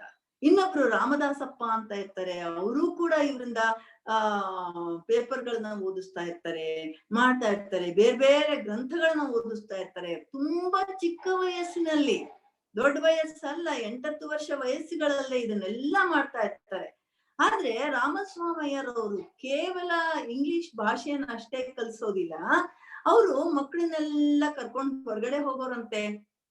ಗಿಡ ಮರಗಳನ್ನ ತೋರ್ಸೋರಂತೆ, ನದಿ ತೊರೆಗಳನ್ನ ತೋರ್ಸೋರಂತೆ, ಅದ್ರ ಬಗ್ಗೆ 4-6 ಮಾತುಗಳನ್ನ ಆಡೋರಂತೆ, ಅದರ ಸೌಂದರ್ಯದ ಬಗ್ಗೆ ವಿವರಣೆಯನ್ನ ಕೊಡ್ತಾ ಇದ್ರಂತೆ. ಈ ತರ ಎಲ್ಲ ಮಾತುಗಳನ್ನ ಕೇಳ್ತಾ ಕೇಳ್ತಾ ಆಗ DVG ಅವ್ರಿಗೆ ಸೌಂದರ್ಯವನ್ನ ಕಲಿಯೋದವ್ರಿಗೆ ಗೊತ್ತಾಯ್ತು. ಅವ್ರು ಹೇಳ್ತಾರ ಅದಕ್ಕೋಸ್ಕರ ಈ ಪ್ರಕೃತಿ ನಮ್ ಕಣ್ಣೆದುರಿಗೆ ಎಲ್ರಿಗೂ ಕಾಣುತ್ತೆ, ಯಾಕೆ ಯಾರು ನೋಡೋದಿಲ್ಲ ಅಂದ್ರೆ ಬಾಲ್ಯದಲ್ಲಿ ಅವ್ರಿಗೆ ನೋಡೋದನ್ನ ಕಲ್ಸೋದೇ ಇಲ್ಲ. ನಾವು ಕಲ್ಸೋದ್ ಏನನ್ನ, ಮಾಲ್ ನೋಡೋದನ್ನ ಕಲಿಸ್ತೀವಿ, ಅಂಗಡಿ ನೋಡೋದನ್ನ ಕಲಿಸ್ತೀವಿ, ಆ ಹುಡುಗನ್ ನೋಡು ಅವನ್ ತರ ನೀನಾಗು ಅಂತ ಹೇಳ್ತೀವಿ. ಇದೆಲ್ಲ ಅಲ್ಲ, ಪ್ರಕೃತಿನೇ ಗುರು, ಅದೆಲ್ಲವೂ ಕಲ್ಸತ್ತೆ. ಆಗುಂಬೆಯಸ್ತಮಯ, ದ್ರೋಣ ಪರ್ವತದುದಯ, ತ್ಯಾಗರಾಜರ ಗಾಲ್ನ, ವಾಲ್ಮೀಕಿ ಕವನ. ನೋಡಿ ಎಲ್ಲ ಯಾವ್ಯಾವ ಕಡೆಯಿಂದ ಆರಿಸ್ಕೋತಾರ ಅವರು. ಅರುಣೋದಯ ಬಗ್ಗೆ ತಗೊಳ್ತಾರೆ, ಆಗುಂಬೆ ಅಸ್ತಮಯ ತಗೊಳ್ತಾರೆ, ಆಗುಂಬೆ ಅಸ್ತಮಯ, ದ್ರೋಣ ಪರ್ವತದುದಯ, ತ್ಯಾಗರಾಜರ ಗಾನ, ವಾಲ್ಮೀಕಿ ಕವನ. ತ್ಯಾಗರಾಜರ ಗಾನ ಅವ್ರಿಗೆಲ್ಲ ತುಂಬಾ ಇಷ್ಟ ಆಯ್ತು, ಎಲ್ಲಾರ್ದ ಸಂಗೀತವನ್ನು ಕೇಳ್ತಾ ಇದ್ರು, ಅವ್ರಿಗೆ ತುಂಬಾ ಗೊತ್ತಿತ್ತು ಅದ್ರ ಬಗ್ಗೆ. ಆ ಗಿಸವೇ ತಾವಿವೆಮ್ಮಂತರಂಗದಿ ಸತ್ಯಯೋಗ ಪುಲಕಾಂಕರವತ ಮಂಕುತಿಮ್ಮ ಅಂತ ಬರೀತಾರೆ. ಯೋಗ ಪುಲಕಾಂಕರ ಅಂತ ಕರೆಯೋದಿಲ್ಲ, ಸತ್ಯಯೋಗ ಪುಲಕಾಂಕುರ ಅಂತ ಕರೀತಾರೆ. ಅವ್ರಿಗೆ ಎಲ್ಲಿಂದ ಪದಗಳು ಹೊಳಿತಿತ್ತೋ ಗೊತ್ತಿಲ್ಲ. ಈ ಕಾರ್ಯಕ್ರಮದ ಕಾರಣವಾಗಿ ನಾನು ಪುಸ್ತಕಗಳನ್ನ ನೋಡ್ತಾ ಹೋದ್ರೆ ಇನ್ನು ಜಸ್ಟ್ ಪುಟ ತೆದ್ದಿದ್ದೀನಿ ಅಷ್ಟೇ, ನಾನು ಓದಿಲ್ಲ, ತಿಳ್ಕೊಳ್ಬೇಕು. ಅವ್ರು ಬಳಸುವಂತಹ ಶಬ್ದಗಳು ಬಹುಶಃ ಇನ್ಯಾರು ಬಳಸಿದಾರ ಆಶ್ಚರ್ಯ ಆಗತ್ತೆ. ಕನ್ನಡದ ಸೊಗಡು ಇಷ್ಟಿದ್ಯಾ ಅಂತ. ವಾಗ್ವಿಜೃಂಭಣೆ ಅಂತ ಬಳಸ್ತಾರೆ, ತಾತ್ವೈಕ ನಿಷ್ಠೆ ಅಂತ ಬಳಸ್ತಾರೆ. ಹೀಗೆ ಅವ್ರದ್ದು ಪಟ್ಟಿ ಮಾಡುವ ಅಂತ ನನಗೆ ತುಂಬಾ ಆಸೆ ಇದೆ. ಈಗ ಅದೊಂದು ಕೆಲಸವನ್ನ ಮಾಡ್ಬೇಕಾ ಅಂತ. ನಾವು ಬಳಸೋದೇ ಇಲ್ಲ ಆ ಶಬ್ದಗಳನ್ನ. ಅದನ್ನೆಲ್ಲವನ್ನು ಕೂಡ ಅವರು ಪ್ರಕೃತಿ ಮಾತೆಯಿಂದನೇ ಕಲಿತಾರೆ. ಕಲಿತಾ ಕಲಿತಾ ಕಲಿತಾ ಅವರು ಎಲ್ಲವನ್ನೂ ಕಲಿತಾ ಹೋಗ್ತಾರೆ. ಕೇವಲ ಅದನ್ನ ಕಲಿಯಲ್ಲ, ಅದ್ರ ಮೂಲಕವಾಗಿ ಮಾನವೀಯ ಗುಣಗಳನ್ನು ಕೂಡ ಅವ್ರು ತುಂಬಾ ಚೆನ್ನಾಗಿ ಕಲಿತಾರೆ. ಅವರು ವಾಸುದೇವಾಚಾರ್ಯರು ಅಂತ ಕೇಳಿರ್ಬೋದು, ಮೈಸೂರು ವಾಸುದೇವಾಚಾರ್ಯರು ಅಂತ ಸಂಗೀತದಲ್ಲಿ ತುಂಬಾ ಪರಿಶ್ರಮವನ್ನ ಮಾಡಿದವರು. ಅವ್ರುಗಳು ಕೇವಲ ಕಲೆಯಲ್ಲಿ ಮಾತ್ರ ಮೇಲಿರ್ಲಿಲ್ಲ. ಅವರ ಕಲೆಯನ್ನ ಯಾಕೆ ಇವತ್ತು ನಾವು ತುಂಬಾ ನೆನಪಿಸ್ಕೊಳ್ತೀವಿ ಅಂದ್ರೆ ಅದು ಮಾನವೀಯ ನೆಲೆಗಟ್ಟಿನ ಮೇಲೆ ನಿಂತಹ ಕಲೆ. ಅದನ್ನೆಲ್ಲ ನೋಡಿದ್ರು DVG, ಅದನ್ನ ತಾವು ಅವ್ರು ಒಳಗೂಡಿಸ್ಕೊಂಡ್ರು. ವಾಸುದೇವಾಚಾರ್ಯರು ಒಂದ್ಸರಿ ಬರ್ತಾರಂತೆ DVG ಅವ್ರ ಮನೆಗೆ. ಮಧ್ಯಾಹ್ನ 3 ಗಂಟೆಗೆ ಬರ್ತಾರೆ. ಬಂದ್ಬಿಟ್ಟು ಏನಯ್ಯ ಹೇಗಿದ್ಯಾ ಅಂತ ಮಾಮೂಲಿ ಮಾತಾಡ್ತಾರೆ. ಇವ್ರಿಗೆಲ್ಲ ಇಂತ ದೊಡ್ಡವ್ರ ಜೊತೆ ತುಂಬಾ ಒಳ್ಳೆಯ ಬಳಕೆ. ಅವರೆಲ್ಲ ಗುರುಗಳಂತೆ ಕಂಡಂತವ್ರು, ಆತ್ಮೀಯತೆಯಿಂದ ವರ್ತಿಸ್ತಂತವ್ರು. ಹೇಳಿ ಅಂತ ಕೇಳಿದಾಗ, ಏನಯ್ಯ ನಾನ್ ಕೇಳಿದ ಕಡೆ ಬರ್ತೀಯ ನೀನು ಅಂತ ಕೇಳ್ತಾರಂತೆ ವಾಸುದೇವಾಚಾರ್ಯರು. ಖಂಡಿತ ನೀವ್ ಎಲ್ಲಿ ಹೇಳಿದ್ರೆ ಅಲ್ಲಿಗೆ ಬರ್ತೀನಿ, ಬರ್ದಲೇ ಇರ್ತೀನಿ, ನೀವೇನ್ ಹೀಗ್ ಹೇಳ್ತೀರಾ ಅಂತ.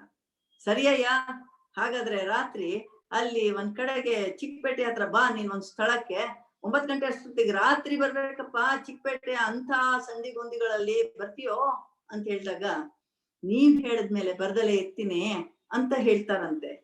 ರಾತ್ರಿ 9 ಗಂಟೆಗೆ ವಾಸುದೇವಾಚಾರ್ಯ ಹೊಟ್ಟೋಗ್ಬಿಡ್ತಾರ. ನಂತರ 9 ಗಂಟೆಗೆ ರಾತ್ರಿ DVG ಅವ್ರು ಹೋಗ್ತಾರೆ. ಆ ಚಿಕ್ಕಪೇಟೆನಲ್ಲಿ ಯಾವ್ದೋ ಹೇಳ್ದಂತ ಸ್ಥಳಕ್ಕೆ ಹೋದ್ರೆ ಅಲ್ಲಿ ಯಾರೋ ಕಾಯ್ತಾ ಇರ್ತಾರಂತೆ. ಅವ್ರು ಬಂದು ಇವ್ರನ್ನ ಕರ್ಕೊಂಡು ಹೋಗ್ತಾರೆ. ಎಲ್ಲಿ ಕರ್ಕೊಂಡು ಹೋಗ್ತಾರೆ? ಯಾವ್ದೋ ಸಂದಿ ಗೊಂದಿ ಗಲ್ಲಿಗಳ ಮೂಲಕ ಕರ್ಕೊಂಡು ಹೋಗಿ ಒಂದು ಸಣ್ಣ ಮನೆ ಒಳಗಡೆ ಕರ್ಕೊಂಡು ಹೋಗ್ತಾರೆ. ಆ ಮನೆ ಎಷ್ಟು ಸಣ್ಣದಿರುತ್ತೆ, ಪುಟ್ಟದಿರುತ್ತೆ ಅಂದ್ರೆ ಕೈ ಎತ್ತಿದ್ರೆ ಆ ತಾಸಿ ಸಿಗೋ ಅಷ್ಟು. ಅಲ್ಲಿ ಒಂದ್ 8-10 ಜನ ಸಣ್ಣ ಜಾಗದಲ್ಲೇ ಕೂತಿರ್ತಾರೆ. ಒಬ್ರು ಹಿರಿಯರು ಕೂತಿರ್ತಾರೆ, ವಾಸುದೇವಾಚಾರ್ಯರು ಅಲ್ಲಿ ಕೂತಿರ್ತಾರೆ. ಆಶ್ಚರ್ಯ ಆಗುತ್ತೆ, ಇಂಥ ಜಾಗ ಕರೀದಾರ, ಇದು ಏನಾಗ್ತಾ ಇದೆ ಅಂತ ಕೂತ್ಕೊಂಡ್ರೆ ಅಲ್ಲಿ ಆರಂಭ ಮಾಡ್ತಾರೆ ಕಚೇರಿಯನ್ನ ವಾಸುದೇವಾಚಾರ್ಯರು. ಶಂಕರಾಭರಣ, ಕಲ್ಯಾಣಿ, ಕೇದಾರ ಇತ್ಯಾದಿ ರಾಗಗಳನ್ನ ಅತ್ಯದ್ಭುತವಾಗಿ ಅಮೋಘವಾಗಿ ಎಲ್ಲರ ಮನ ಸೂರೆಗೊಳ್ಳುವಂತೆ ಹಾಡ್ತಾ ಹೋಗ್ತಾರೆ. ರಾತ್ರಿ 12 ಗಂಟೆ ತನಕ ಹಾಡ್ತಾರೆ. ಆವಾಗ ಮುಗಿದ ನಂತರ ಕೇಳ್ತಾರೆ DVG ಅವರು, ಎಲ್ಲಿಂದ ದೇವ್ರು ನಿಮ್ ಮೇಲ್ ಬಂದ್ಬಿಟ್ಟಿತ್ತಪ್ಪ, ಈ ತರ ಗಾನ ಸುಧೆಯನ್ನ ಹರಿಸಿದ್ರಿ ನೀವು ಅಂತ. ಆಗ ಅವ್ರು ಹೇಳ್ತಾರೆ, ನೋಡಿ ಅಲ್ಲಿದಾರಲ್ಲ, ಕೂತಿದಾರಲ್ಲ ಮೂಲೆಯಲ್ಲಿ ನೋಡಿ ಮುದುಕರು, ಅವರೇ ಕಾರಣ. ಪ್ರಶ್ನಾರ್ಥಕ ಚಿಹ್ನವಾಗಿ ಏನದು ಅಂತ ಕೇಳುವಾಗ ವಾಸ್ತವಾಚಾರ್ಯರು ಹೇಳ್ತಾರೆ, ನೋಡಿ ಆ ಹಿರಿಯರು ವೃದ್ಧರು ಅವರು ಮುಂಚೆ ನಾನ್ ಚಿಕ್ಕವನಿರುವಾಗ ನನಗೆ ಸಾಕಷ್ಟು ಊಟಗಳನ್ನ ಹಾಕಿದ್ದಾರೆ, ನನ್ನನ್ನ ನೋಡ್ಕೊಂಡಿದ್ದಾರೆ, ನನ್ಗೆ ತುಂಬಾ ಪ್ರೀತಿ ಮಾಡ್ತಾರೆ, ನಾನು ಎಲ್ಲೆಲ್ಲಿ ಕಚೇರಿಗಳನ್ನ ಮಾಡಿದ್ರು ಅಲ್ಲಿ ಬಂದು ಕೇಳ್ತಾ ಇದ್ದಂಥವ್ರು ಅವರು. ಆದ್ರೆ ನಿನ್ನೆ ನನಗೆ ಎಲ್ಲೋ ಒಂದ್ ಕಡೆ ಸಿಕ್ಕರು, ಕೇಳ್ದಾಗ ಪಾಪ ಅವ್ರು ತುಂಬಾ ಜರ್ಜರಿತರಾಗಿದ್ದಾರೆ. ಅವ್ರು ಹೇಳ್ತರು ನನಗೆ, ನೋಡೋ ವಾಸು, ನಾನೀಗ ನಿನ್ ಕಚೇರಿಗೆ ಬಂದ್ ಕೂತ್ಕೊಳ್ಳಕ್ಕೆ ಆಗೋದಿಲ್ಲ ಕಣಪ್ಪ, ಅಷ್ಟೋ ತನಕ ನಾನು ಅಲ್ಲಿ ಹೇಗ್ ಕೂತ್ಕೊಳ್ಳಿ, ವಾರ್ಧಕ್ಯ ಬಂದ್ಬಿಟ್ಟಿದೆ ನನಗೆ ಅಂತ ತುಂಬಾ ಅಸಹಾಯ ಸ್ಥಿತಿನಲ್ಲಿ ನಿನ್ನ ಗಾಯನ ಕೇಳೋಕ್ ಆಗೋದಿಲ್ವಲ್ಲ ಅಂದ್ರಂತೆ. ಆಗ ವಾಸ್ತವಾಚಾರ್ಯರು, ನೀವ್ಯಾಕೆ ನನ್ನ ಕಚೇರಿಗೆ ಬರ್ಬೇಕು, ನೀವಿದ್ದಲ್ಲೇ ನನ್ನ ಕಚೇರಿ ಆಗತ್ತೆ ಅಂತ ಹೇಳಿ ಈ ದಿನದ ಕಚೇರಿಯನ್ನ ಅವರು ಏರ್ಪಾಟು ಮಾಡ್ಕೊಂಡ್ರಂತೆ. ಅಲ್ಲಿಗೆ DVG ಅವ್ರನ್ನ ಯಾಕೆ ಕರೀತಾರೆ? DVG ಅಂಥದೇ ಸಹೃದಯ ಸಮಾನಸ್ಕರು ಸೇರಿದ ಕಡೆ ರಸಾನುಭೂತಿ ಆಗತ್ತಂತೆ. ಆ ರಸಾನುಭೂತಿ ಅನ್ನೋದ್ರ ಬಗ್ಗೆನೆ DVG ಅವ್ರ ಒಂದ್ ಕಡೆ ಹೇಳ್ತಾರೆ. ಈಗ ಯಾರಾದ್ರೂ ಹೇಳ್ತಾ ಇದ್ರೆ ಕೇಳುವವರ ಹೇಳುವವರ ಅವರ ಸಂಯೋಜನೆ ಆಗ್ಬೇಕಂತೆ. ಆ ಸಂಯೋಜನೆ ಆದಾಗ ಮಾತ್ರ ರಸಾನುಭೂತಿ ಆಗಬೇಕು. ಹೇಳುವವನಿಗೆ ಕೇಳುವವನ ಹೃದಯಕ್ಕೆ ತಟ್ಟಬೇಕು ಅನ್ನುವ ಹಾಗೆ ಹೇಳ್ಬೇಕಂತೆ. ಕೇಳುವವನ ಹೃದಯದ ಬಾಗ್ಲು ತೆರೆಯುತ್ತೆ, ಆಗ ಆ ಓತಪ್ರೋತವಾಗಿ ಹರಿಯುತ್ತೆ. ಅಂಥ ಮಧುರ ಕ್ಷಣ ಅದಾಗಿತ್ತು ಅಂತ ಮಾನ್ಯ DVG ಅವ್ರು ಹೇಳ್ತಾರೆ. ಇದನ್ನೆಲ್ಲ ಅವರು ಕಲಿತಾ ಹೋಗ್ತಾರೆ.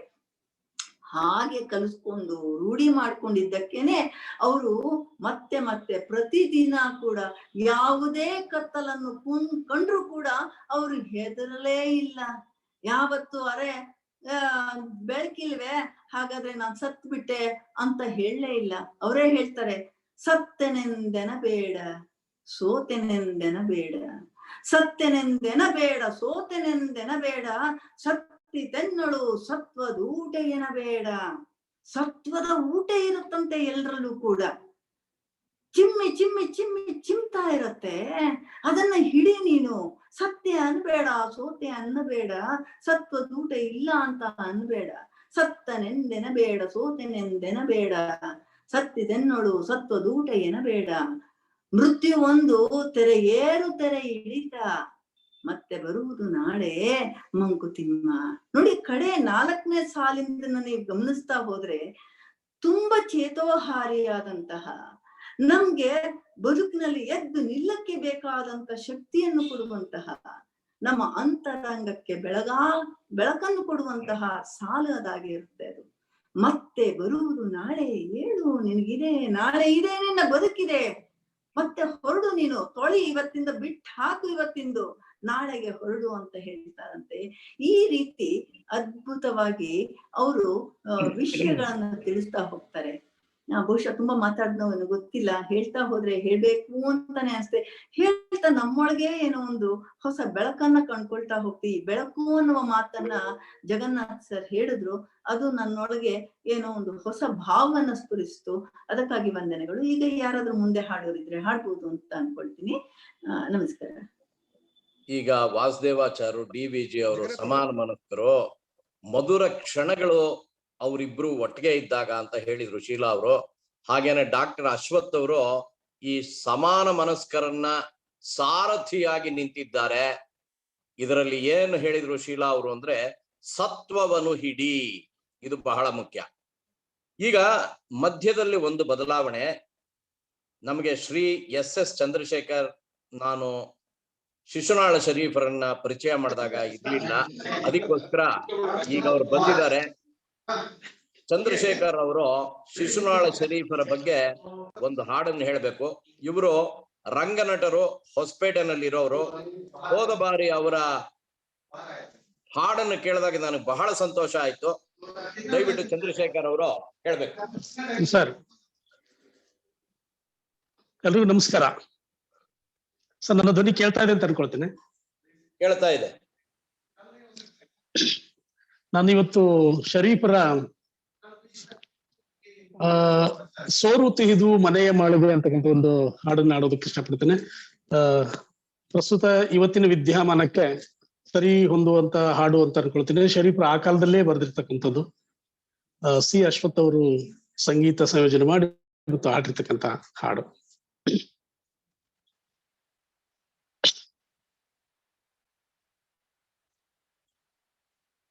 ಸೋರುತಿಹುದು ಮನೆಯಮ್ಮ ಹೀಗೆ, ಸೋರುತಿಹುದು ಮನೆಯಮ್ಮ ಹೀಗೆ, ಅಜ್ಞಾನದಿಂದ ಅಜ್ಞಾನದಿಂದ ಸೋರುತಿಹುದು ಮನೆಯಮ್ಮ ಹೀಗೆ, ಸೋರುತಿಹುದು ಮನೆಯಮ್ಮಾಳಿಗೆ, ಅಜ್ಞಾನದಿಂದ ಸೋರುತಿಹುದು ಮನೆಯಮ್ಮಾಳಿಗೆ, ಸೋರುತಿಹುದು ಮನೆಯಮ್ಮಾಳಿಗೆ, ದಾರುಗಟ್ಟಿ ಮಾಡ್ತರಿಲ್ಲ ಸೋರುತಿಹುದು ಮನೆಯಮ್ಮಾಳಿಗೆ, ದಾರುಗಟ್ಟಿ ಮಾಡ್ತರಿಲ್ಲ, ಕಾಲ ಕತ್ತಲೆಯೊಳಗೆ ಾರೆ ಸೋರುತಿಹುದು ಮನೆಯಮ್ಮಾಳಿಗೆ, ಅಜ್ಞಾನದಿಂದ ಸೋರುತಿಹುದು ಮನೆಯಮ್ಮಾಳಿಗೆ, ಸೋರು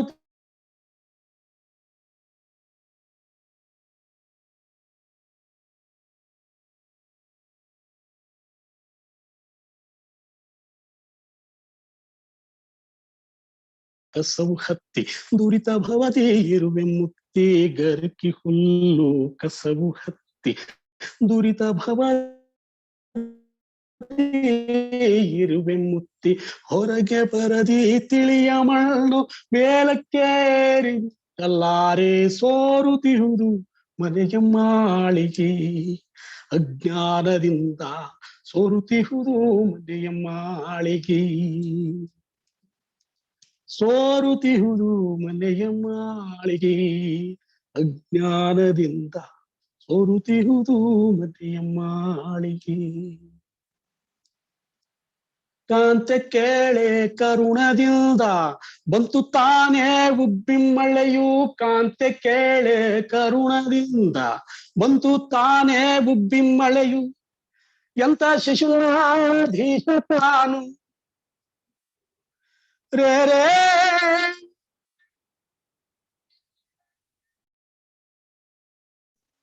ರೇ ರೇ ಎಂತ ಶಿಶುನಾಳಧೀಶ ತಾನು ನಿಂತು ಪೊರೆವನು ಎಂದು ನಂಬಿದೆ ಸೋರುತಿಹುದು ಮನೆಯಮ್ಮಾಳಿಗೆ, ಅಜ್ಞಾನದಿಂದ ಸೋರುತಿಹುದು ಮನೆಯಮ್ಮಾಳಿಗೆ, ಸೋರುತಿಹುದು ಮನೆಯಮ್ಮಾಳಿಗೆ, ದಾರುಗಟ್ಟಿ ಮಾಡ್ತರಿಲ್ಲ ಸೋರುತಿಹುದು ಮನೆಯಮ್ಮಾಳಿಗೆ, ದಾರುಗಟ್ಟಿ ಮಾಡ್ತರಿಲ್ಲ, ಕಾಲ ಕತ್ತಲೆಯೊಳಗೆ ನಾನು ಮೇಲಕ್ಕೇರಿ ಕಲ್ಲಾರಿ ಸೋರುತಿಹುದು ಮನೆಯಮ್ಮಾಳಿಗೆ, ಅಜ್ಞಾನದಿಂದ ಸೋರುತಿಹುದು ಮನೆಯಮ್ಮಾಳಿಗೆ, ಸೋರುತಿಹುದು ಮನೆಯಮ್ಮಾಳಿಗೆ, ಸೋರುತಿಹುದು ಮನೆಯಮ್ಮಾಳಿಗೆ, ಸೋರುತಿಹುದು ಮನೆಯಮ್ಮಾಳಿಗೆ. ನಮಸ್ಕಾರ. Thank you sir. ಸೊಗಸಾದ ಹಾಡುಗಾರಿಕೆ ಚಂದ್ರಶೇಖರ್ ಅವರೇ. ಏನು ಮನೆ ಹೇಗೆ ಸೋರುತ್ತೆ ಆ ರೀತಿ ನಮ್ಮ ಮನ ಅಜ್ಞಾನದಿಂದ ಸೋರ್ತಾ ಇದೆ. ಈ ಕತ್ಲಿನಿಂದ ಹೊರಗೆ ಬಂದು ನಾನು ಯಾವಾಗ ಮೇಲ್ ಹೋಗ್ತೀನಿ. ಶಿಶುನಾಳ ಶರೀಫರು ಸೊಗಸಾದ ಕವಿ. ಹೌದು ಸರ್. ಧನ್ಯವಾದ. Thank you sir. Thank you sir. Thank you. Thank you. Sheela ಅವರು ದಯವಿಟ್ಟು ಮುಂದುವರಿಸ್ಬೇಕು. ಆಮೇಲೆ ಮಿಕ್ಕವರು ಹಾಡುಗಳನ್ನ ಹೇಳ್ತಾರೆ ಮುಂದಿನ ಬ್ರೇಕ್ ನಲ್ಲಿ. ಎಷ್ಟು ಅದ್ಭುತವಾಗಿ ಚಂದ್ರಶೇಖರ್ ಅವ್ರು ಹೇಳಿದ್ರು, ಹಾಡಿದ್ರು. ಅಜ್ಞಾನ ನಮ್ಮನ್ನು ಕಾಡ್ತಾ ಇರತ್ತೆ. ಯಾಕೆ ನಾವು ಜ್ಞಾನವನ್ನ ಪಡೆಯಬಹುದಾದಂತ ಸಂದರ್ಭದಲ್ಲಿ ಪಡೆಯೋದೇ ಇಲ್ಲ, ಆಮೇಲೆ ಒದ್ದಾಡ್ತೀವಿ ಇದು ಹೀಗಾಗೋಯ್ತಲ್ಲ ಅಂತ. ಎಷ್ಟೋ ಸರಿ ನಾವು ಹೇಳೋದುಂಟು, ಅಯ್ಯೋ ನನ್ಗೆ ಇದ ಬರ್ತಾ ಇಲ್ಲ, ಅದು ಬರ್ತಾ ಇಲ್ಲ, ಇದು ಅರೆಕೊರೆ, ಅದೇ ಅರೆಕೊರೆ ಆಗಿದೆ, ಏನ್ ಮಾಡೋದು ಬಿಡು, ಹೋಗ್ಲಿ ಬಿಡು, ಈ ಜನ್ಮಕ್ಕೆ ಇಷ್ಟೇ ಬಿಟ್ ಹಾಕು ಅಂತ. ಅಂಥವ್ರಿಗೆ ಮಾನ್ಯ DVG ಅವ್ರು ಹೇಳ್ತಾರೆ, ಅರೆಗಣ್ಣು ನಮದೆಂದು ಕೊರಗಿ ಫಲವೇನು, ಅರೆಗಣ್ಣು ನಮದೆಂದು ಕೊರಗಿ ಫಲವೇನು, ಅರೆ ಬೆಳಕು ಇಳೆಯೊಳೊಂದರಲಿ ಸುಖವೇನು, ಇರುವ ಕಣ್ಣಿರುವ ಬೆಳಕಿನೊಳಾದನಿತ ನೋಡಿ ಪರಕಿಸಿದೊಳದು ಲಾಭ ಮಂಕುತಿಮ್ಮ. ಅಲ್ವಾ?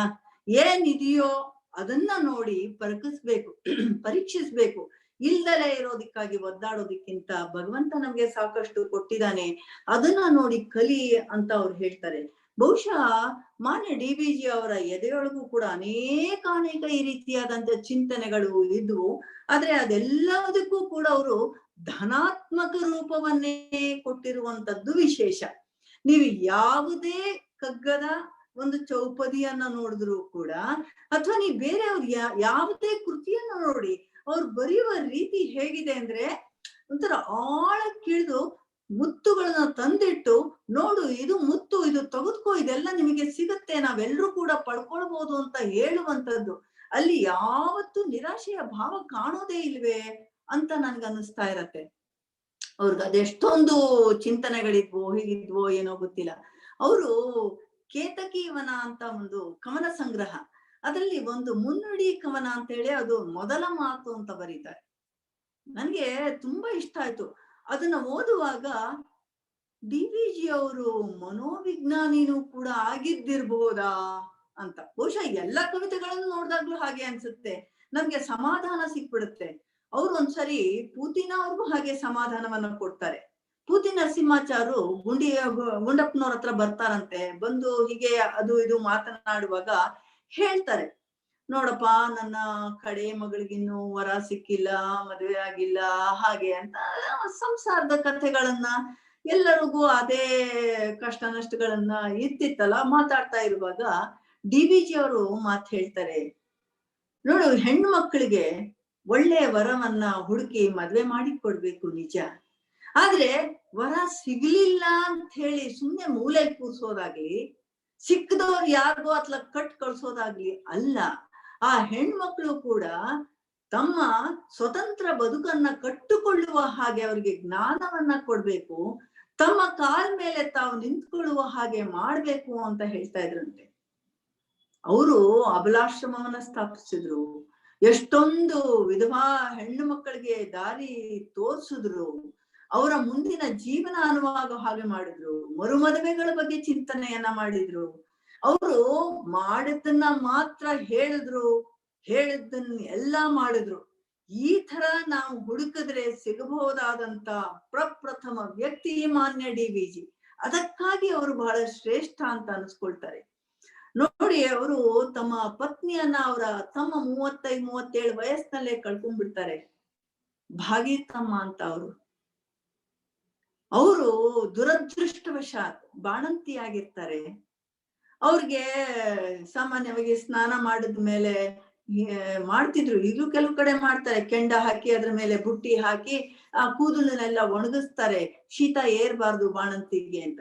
ಹೀಗೆ ಮಾಡುವಾಗ ಗೊತ್ತಿಲ್ದಲೇನೆ ಬೆಂಕಿ ಹತ್ಕೊಂಡು ಆಕೆ ಪಾಪ ತುಂಬಾ ಭೀಕರವಾದಂತ ಮರಣವನ್ನ ಹೊಂದುತ್ತಾರೆ. ಇದ್ರ ಬಗ್ಗೆ DVG ಅವರಿಗೆ ಕಡೇ ತನಕ ಬೇಸರ ಇರುತ್ತೆ, ದುಃಖ ಇರುತ್ತೆ. ಅರೇ ನನ್ನ ಹೆಂಡತಿ ಹೀಗೆ ಸುಟ್ಟು ಹೋಗ್ಬೇಕಿತ್ತೆ ಅಂತ. ಯಾಕೆಂದ್ರೆ ತುಂಬಾ ಒಳ್ಳೆಯ ಧರ್ಮಪತ್ನಿ ಭಾಗೀರಥಮ್ಮ ಅಂತ. ಈ ಒಳ್ಳೆಯ ಮನೆತನದಿಂದ ಬಂದಿರ್ತಾರೆ, ಸ್ವಲ್ಪ ಉಳ್ಳವರ ಮನೆಯಿಂದ ಬಂದಿರ್ತಾರೆ. ಆದ್ರೆ DVG ಮನೇಲಿ ಸಿಕ್ಕಿದ್ದು ಬರೀ ಬಡತನದ ಐಶ್ವರ್ಯ ಮಾತ್ರ. ನೋಡಿ, ಬಡತನವನ್ನು ಐಶ್ವರ್ಯ ಅಂತ ಕರೀತಾರೆ. ಮನೆ ಬೇಂದ್ರೆಯವರು ಕೂಡ ಹಾಗೆ ಕರೆದಿದ್ರಂತೆ ಅಲ್ವಾ? ಅವ್ರ ಮನೆಗೆ ಯಾರೋ ಒಂದಿಷ್ಟು ಜನ ಪೀಠೋಪಕರಣಗಳನ್ನ ಕೊಡಕ್ಕೆ ಇಡಲ್ಲ ಅಂತ ಹೋದ್ರೆ, ಅಯ್ಯ ನನ್ನ ಹತ್ರ ಇರೋದೇ ಒಂದ್ ಸಂಪತ್ತು, ಬಡತನ ಅನ್ನುವ ಸಂಪತ್ತು, ಅದನ್ನು ಕಿತ್ಕೋಬೇಡ್ರಯ್ಯ ಅಂತ ಕೇಳ್ತಾರಂತೆ. ಬಡತನವನ್ನ ಸಂಪತ್ತು ಅಂತ ಹೇಳುವಂತಹ ಹೃದಯ ಸಂಪತ್ತಿರ್ತಾರಲ್ಲ, ಅವರು ಮಹಾನ್ರೆ. ನೋಡಿ, ಅಂಥದ್ರಲ್ಲೂ ಕೂಡ ಏನೆಲ್ಲವನ್ನ ಮಾಡಿ ತೋರ್ಸಿದ್ರು, ಆ ಬಡತನವೇ ಕಾರಣ ಅಂತ ಹೇಳ್ತಾರೆ. ಅಂತವ್ರ ಮನೆಗೆ ಭಾಗೀರಥಮ್ಮ ಬರ್ತಾರೆ.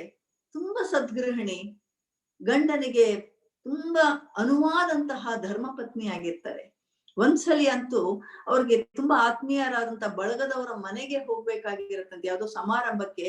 ಡಿ.ವಿ.ಜಿ ಹೇಳ್ತಾರಂತೆ, ನನ್ಗೆ ತುಂಬಾ ಬರವಣಿಗೆಯ ಕೆಲಸ ಇದೆ ಭಾಗೀರಥಿ, ನನ್ ಕೈಲಿ ಆಗುದಿಲ್ಲ, ನೀನು ಹೋಗು, ನೀನು ನಿನ್ನ ಮಕ್ಕಳನ್ನ ಕರ್ಕೊಂಡು ಹೋಗು ಅಂತ ಹೇಳಿ ಬರೀತಾ ಕೂತ್ಕೋತಾರೆ. ಸಂಜೆ ನೋಡ್ತಾರೆ ಮಕ್ಕಳೆಲ್ಲ ಹೋಗಿರ್ತಾರೆ, ಇವ್ರು ಹೋಗೋ ತಯಾರಿನೇ ಇಲ್ಲ. ಕೇಳ್ತಾರೆ, ನೀನ್ ಯಾಕೆ ಹೋಗುದಿಲ್ಲ? ಅವ್ರು ತುಂಬಾ ಬೇಕಾದವ್ರು, ನೀನ್ ಹೋಗ್ಲೇಬೇಕು, ಯಾಕೆ ಹೋಗ್ಲಿಲ್ಲ ಮರಿ ಮಕ್ಕಳನ್ನ ಯಾಕೆ ಕಳ್ಸಿದೀಯಾ ಅಂತ.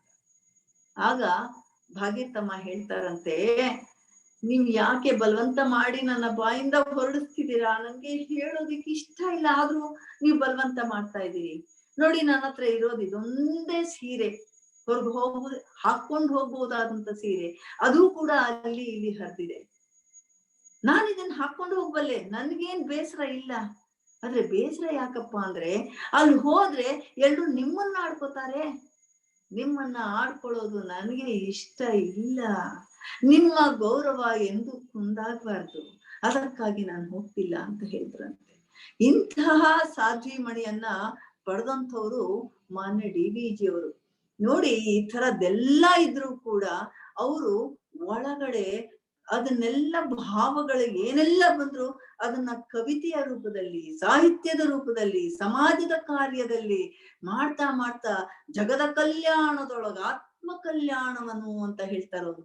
ಜಗದ ಕಲ್ಯಾಣದೊಳಗ ಆತ್ಮ ಕಲ್ಯಾಣವನು, ಜಗದ ಬೀದಿಗಳೊಳು ನಿಜ ಆತ್ಮಯಾತ್ರೆಯನು, ಜಗದ ಜೀವಿತದೆ ನಿಜ ಜೀವಿತದ ಪೂರ್ತಿಯನ್ನು ಬಗೆಯಲರಿತವನೇ ಸುಖಿ ಮಂಕುತಿಮ್ಮ.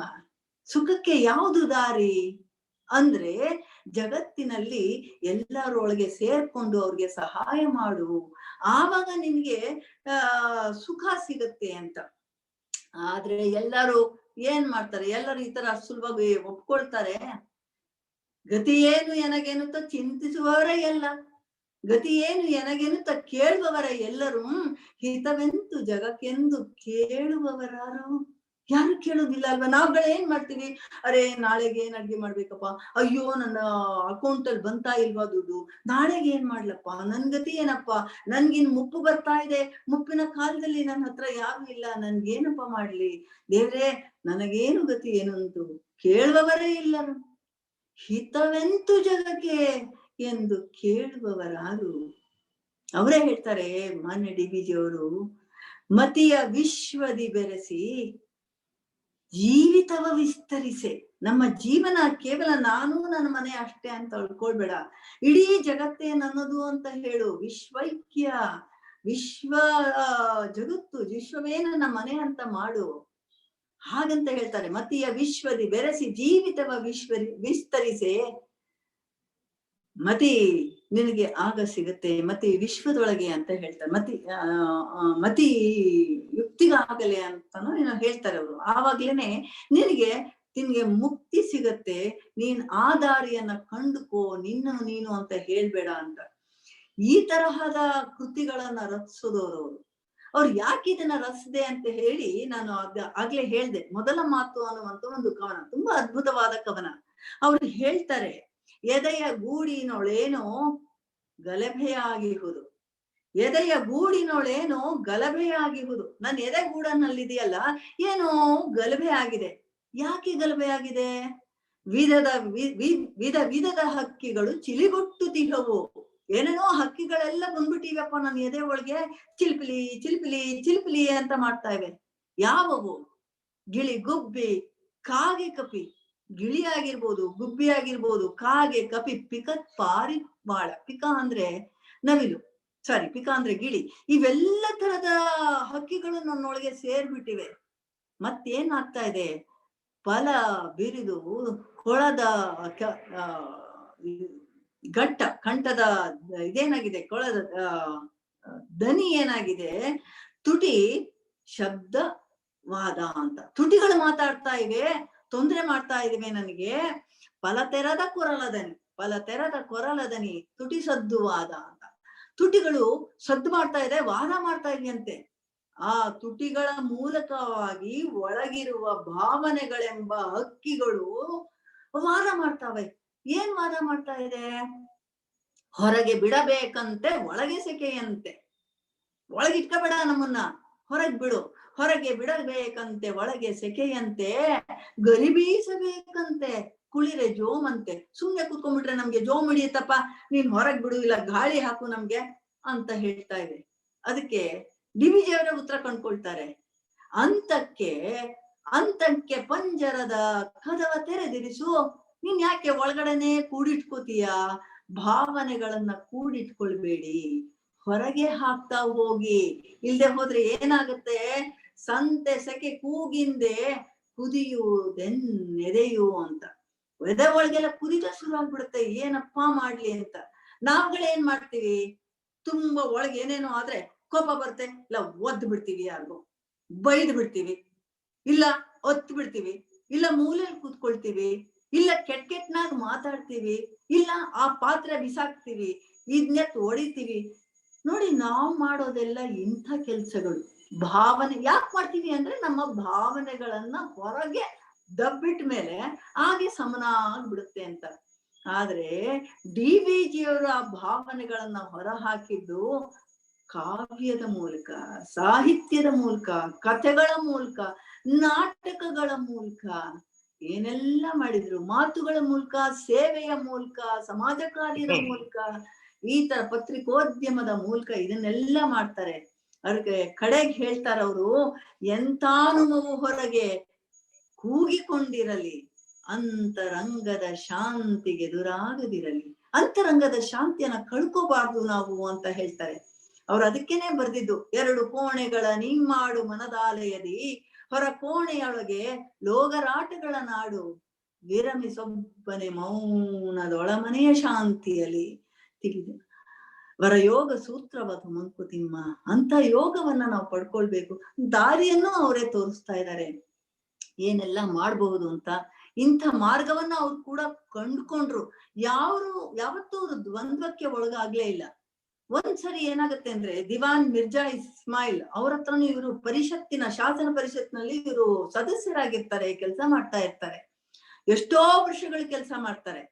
ಆನಂತರ ಅವ್ರಿಗೆ ಅನ್ಸುತ್ತಂತೆ, ಸಾಕು ಈ ಕೆಲಸ, ನಾನು ಇನ್ನೆಲ್ಲ ಸಾಹಿತ್ಯದ ಕೆಲಸದಲ್ಲಿ, ಸಮಾಜದ ಕೆಲಸದಲ್ಲಿ ನಾನು ತೊಡ್ಕೊಳ್ಬೇಕು, ಇಲ್ಲಿ ಮಾಡೋದ್ರಿಂದ ಏನು ಸ್ವಾರಸ್ಯ ಇಲ್ಲ ಅಂತ.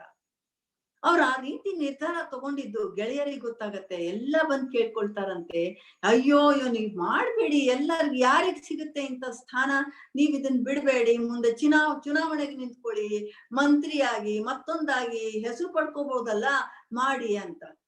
ಅವ್ರು ಅಷ್ಟೊಂದು ಹೇಳುವಾಗ ಡಿವಿಜಿ ಅವರು, ಆಯ್ತು ಒಂದ್ ದಿವಸ ತಗೊಂಡು ಯೋಚನೆ ಮಾಡ್ತೀನಿ ಅಂತ ಹೇಳಿ ಕಬ್ಬನ್ ಪಾರ್ಕಿಗೆ ಹೋಗ್ತಾರಂತೆ. ಕಬ್ಬನ್ ಪಾರ್ಕಿಗೆ ಹೋಗಿ ಆ ಕಡೆಯಿಂದ ಈ ಕಡೆಗೆ, ಈ ಕಡೆಯಿಂದ ಆ ಕಡೆಗೆ ಆಲೋಚನೆ ಮಾಡ್ತಾ ಇರುವಾಗ ದೂರದಲ್ಲಿ ತ್ಯಾಗರಾಜರ ಒಂದು ಕೀರ್ತನೆ ಅವರ ಕಿವಿಗೆ ಬೀಳತ್ತಂತೆ. ಅದು ಒಂಥರ ఒక మాట ఒక ಬಾಣ ఒక ಪತ್ನಿ ವ್ರತಮೂ ఒక ಮನಸ್ಸು ಅನ್ನೋ ರೀತಿ, ನಂಗೆ ತೆಲುಗು ಬರೋದಿಲ್ಲ, ಆ ಥರದ್ದೇನೋ ಹೇಳ್ತಾ ಇರ್ತಾರಂತೆ.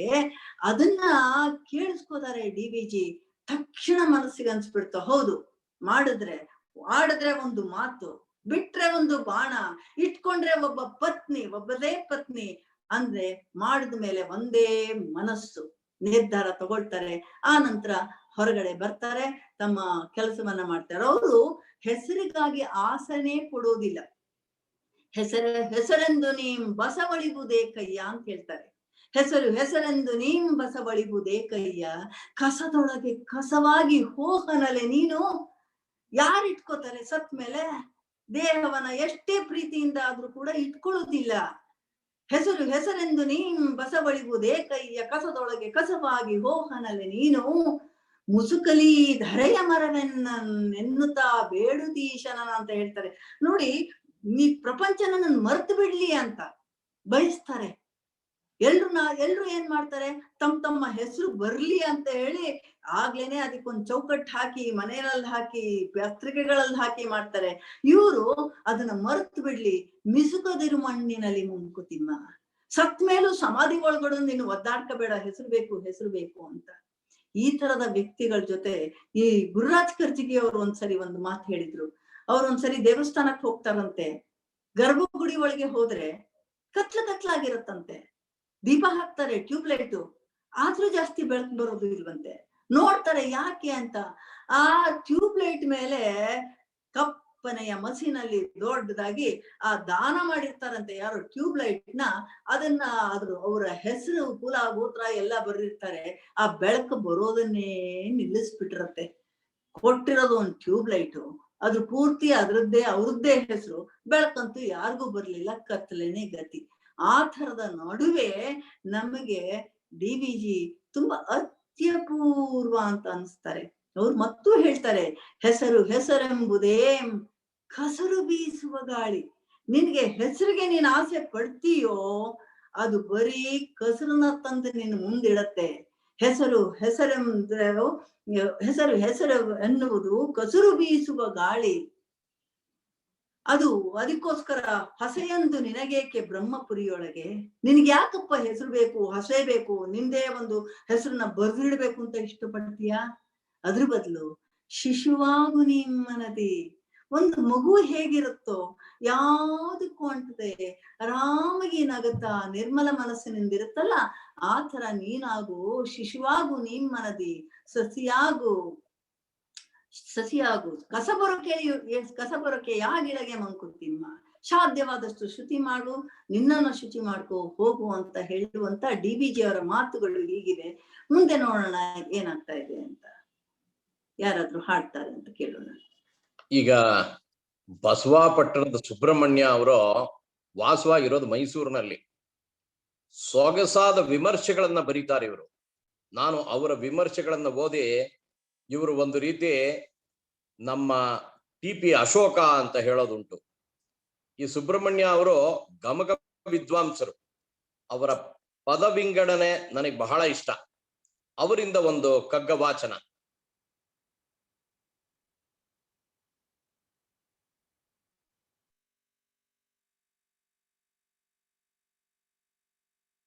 ಕೇಳಿಸುತ್ತಾ?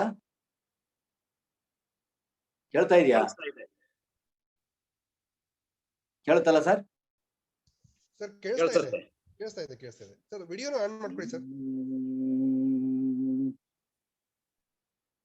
ಉಪ್ಪಿಷ್ಟು ಹುಳಿಗಿಷ್ಟು ಖಾರ ಸಿಹಿ ಅಷ್ಟಿಷ್ಟು ಒಪ್ಪಿದ್ದೊಡೆ ಅದು ಭೋಜ್ಯ ಅಂತು ಜೀವಿತಂ.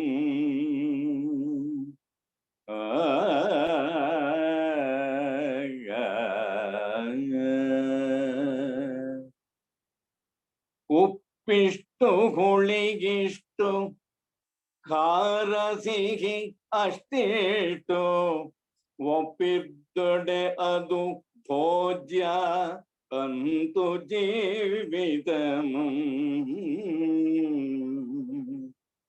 ತಪ್ಪು ಸರಿ ಬೆಪ್ಪು ಜಾಣ ಒಂದಗುಂಗುಗಳ ಬಗೆ.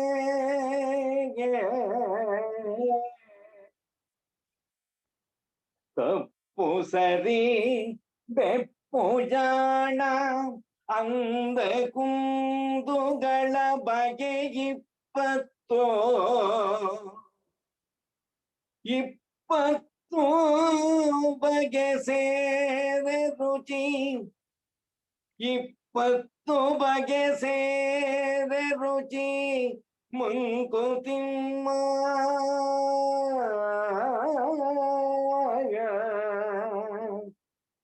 ಉಪ್ಪಿಷ್ಟು ಹುಳಿಗಿಷ್ಟು ಖಾರ ಸಿಹಿ ಅಷ್ಟಿಷ್ಟು ಒಪ್ಪಿದ್ದೊಡೆ ಅದು ಭೋಜ್ಯ ಅಂತು ಜೀವಿತಮು.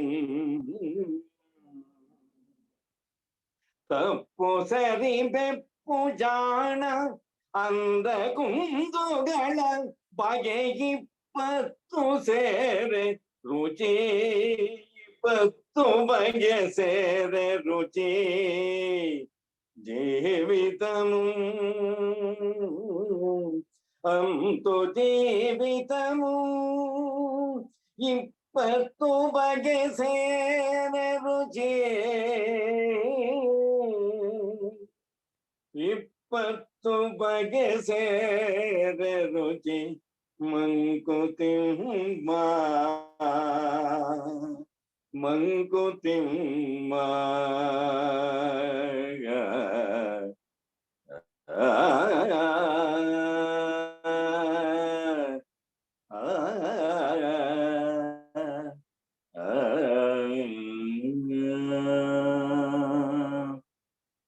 ಇದು DVಜಿ ಅವರ 294ನೇ ಮುಕ್ತಕ. ನನಗೆ ಅವಕಾಶ ಕೊಟ್ಟಿದ್ದಕ್ಕಾಗಿ ಸಕಲರಿಗೂ ಧನ್ಯವಾದಗಳು.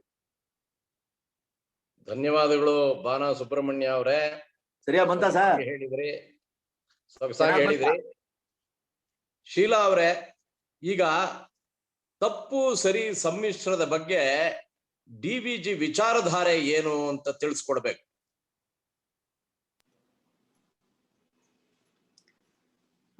ಅದ್ಭುತವಾಗಿ ಸುಬ್ರಹ್ಮಣ್ಯ ಅವರು ಹಾಡಿದಿರೋದು. ಎಷ್ಟು ಚಂದದ ಕಗ್ಗ ಇದು. ಉಪ್ಪಿಷ್ಟು ಹುಳಿ ಇಷ್ಟು ಖಾರ ಸಿಹಿ ಅಷ್ಟಿಷ್ಟು ಒಪ್ಪಿರ್ದೊಡದು ಭೋಜ್ಯಂ ಅಂತೆ ಜೀವಿತಮು. ತಪ್ಪು ಸರಿ ಬೆಪ್ಪು ಜಾಣಂದ ಕುಂದುಗಳ ಬಗೆ 20 ಸೇರೆ ರುಚಿ ಮಂಕುತಿಮ್ಮ. ಬಹುಶಃ ಮೊದಲು 2 ಸಾಲನ್ನ ಓದಿ ಆನಂತರ 2 ಓದ್ರೆ ಜಗನ್ನಾಥ್ ಸರ್ ನೀವೇನ್ ಕೇಳಿದ್ರಲ್ಲ ಪ್ರಶ್ನೆಗೆ ಉತ್ತರ ಅಲ್ಲೇ ಅಡಗಿದೆ ಅಂತ. ಉಪ್ಪು ಹುಳಿ ಖಾರ ಸಿಹಿ ಎಲ್ಲ ಇದ್ದಾಗ್ಲೇನೆ ಅದು ನಿಜವಾದ ಭೋಜನ ಆಗೋದು, ರುಚಿಕಟ್ಟಾದಂತ ಭೋಜನ ಆಗೋದು. ಹಾಗೇನೆ ತಪ್ಪು ಸರಿ ಬೆಪ್ಪು ಜಾಣ ಅಂದ ಕುಂದು. ಈಗ ಸರಿ ಅಂತ ಯಾವಾಗ ಹೇಳ್ತೀವಿ? ಎಲ್ಲಾದ್ರೂ ಒಂದ್ ತಪ್ಪಾದಾಗ ತಾನೇ ಇದು ಸರಿ ಅಂತ ಗೊತ್ತಾಗೋದು. ತಪ್ಪಿಲ್ದೆ ಹೋದ್ರೆ ಸರಿಗೆ ಎಲ್ಲಿಯ ಬೆಲೆ? ಹಾಗಂತ ತಪ್ಪಾಗಿ ಇರ್ಬೇಕಾಗಿಲ್ಲ. ಸರಿ ಯಾವಾಗ್ಲೂ ಸರಿಯಾಗೂ ಇರೋದಿಲ್ಲ.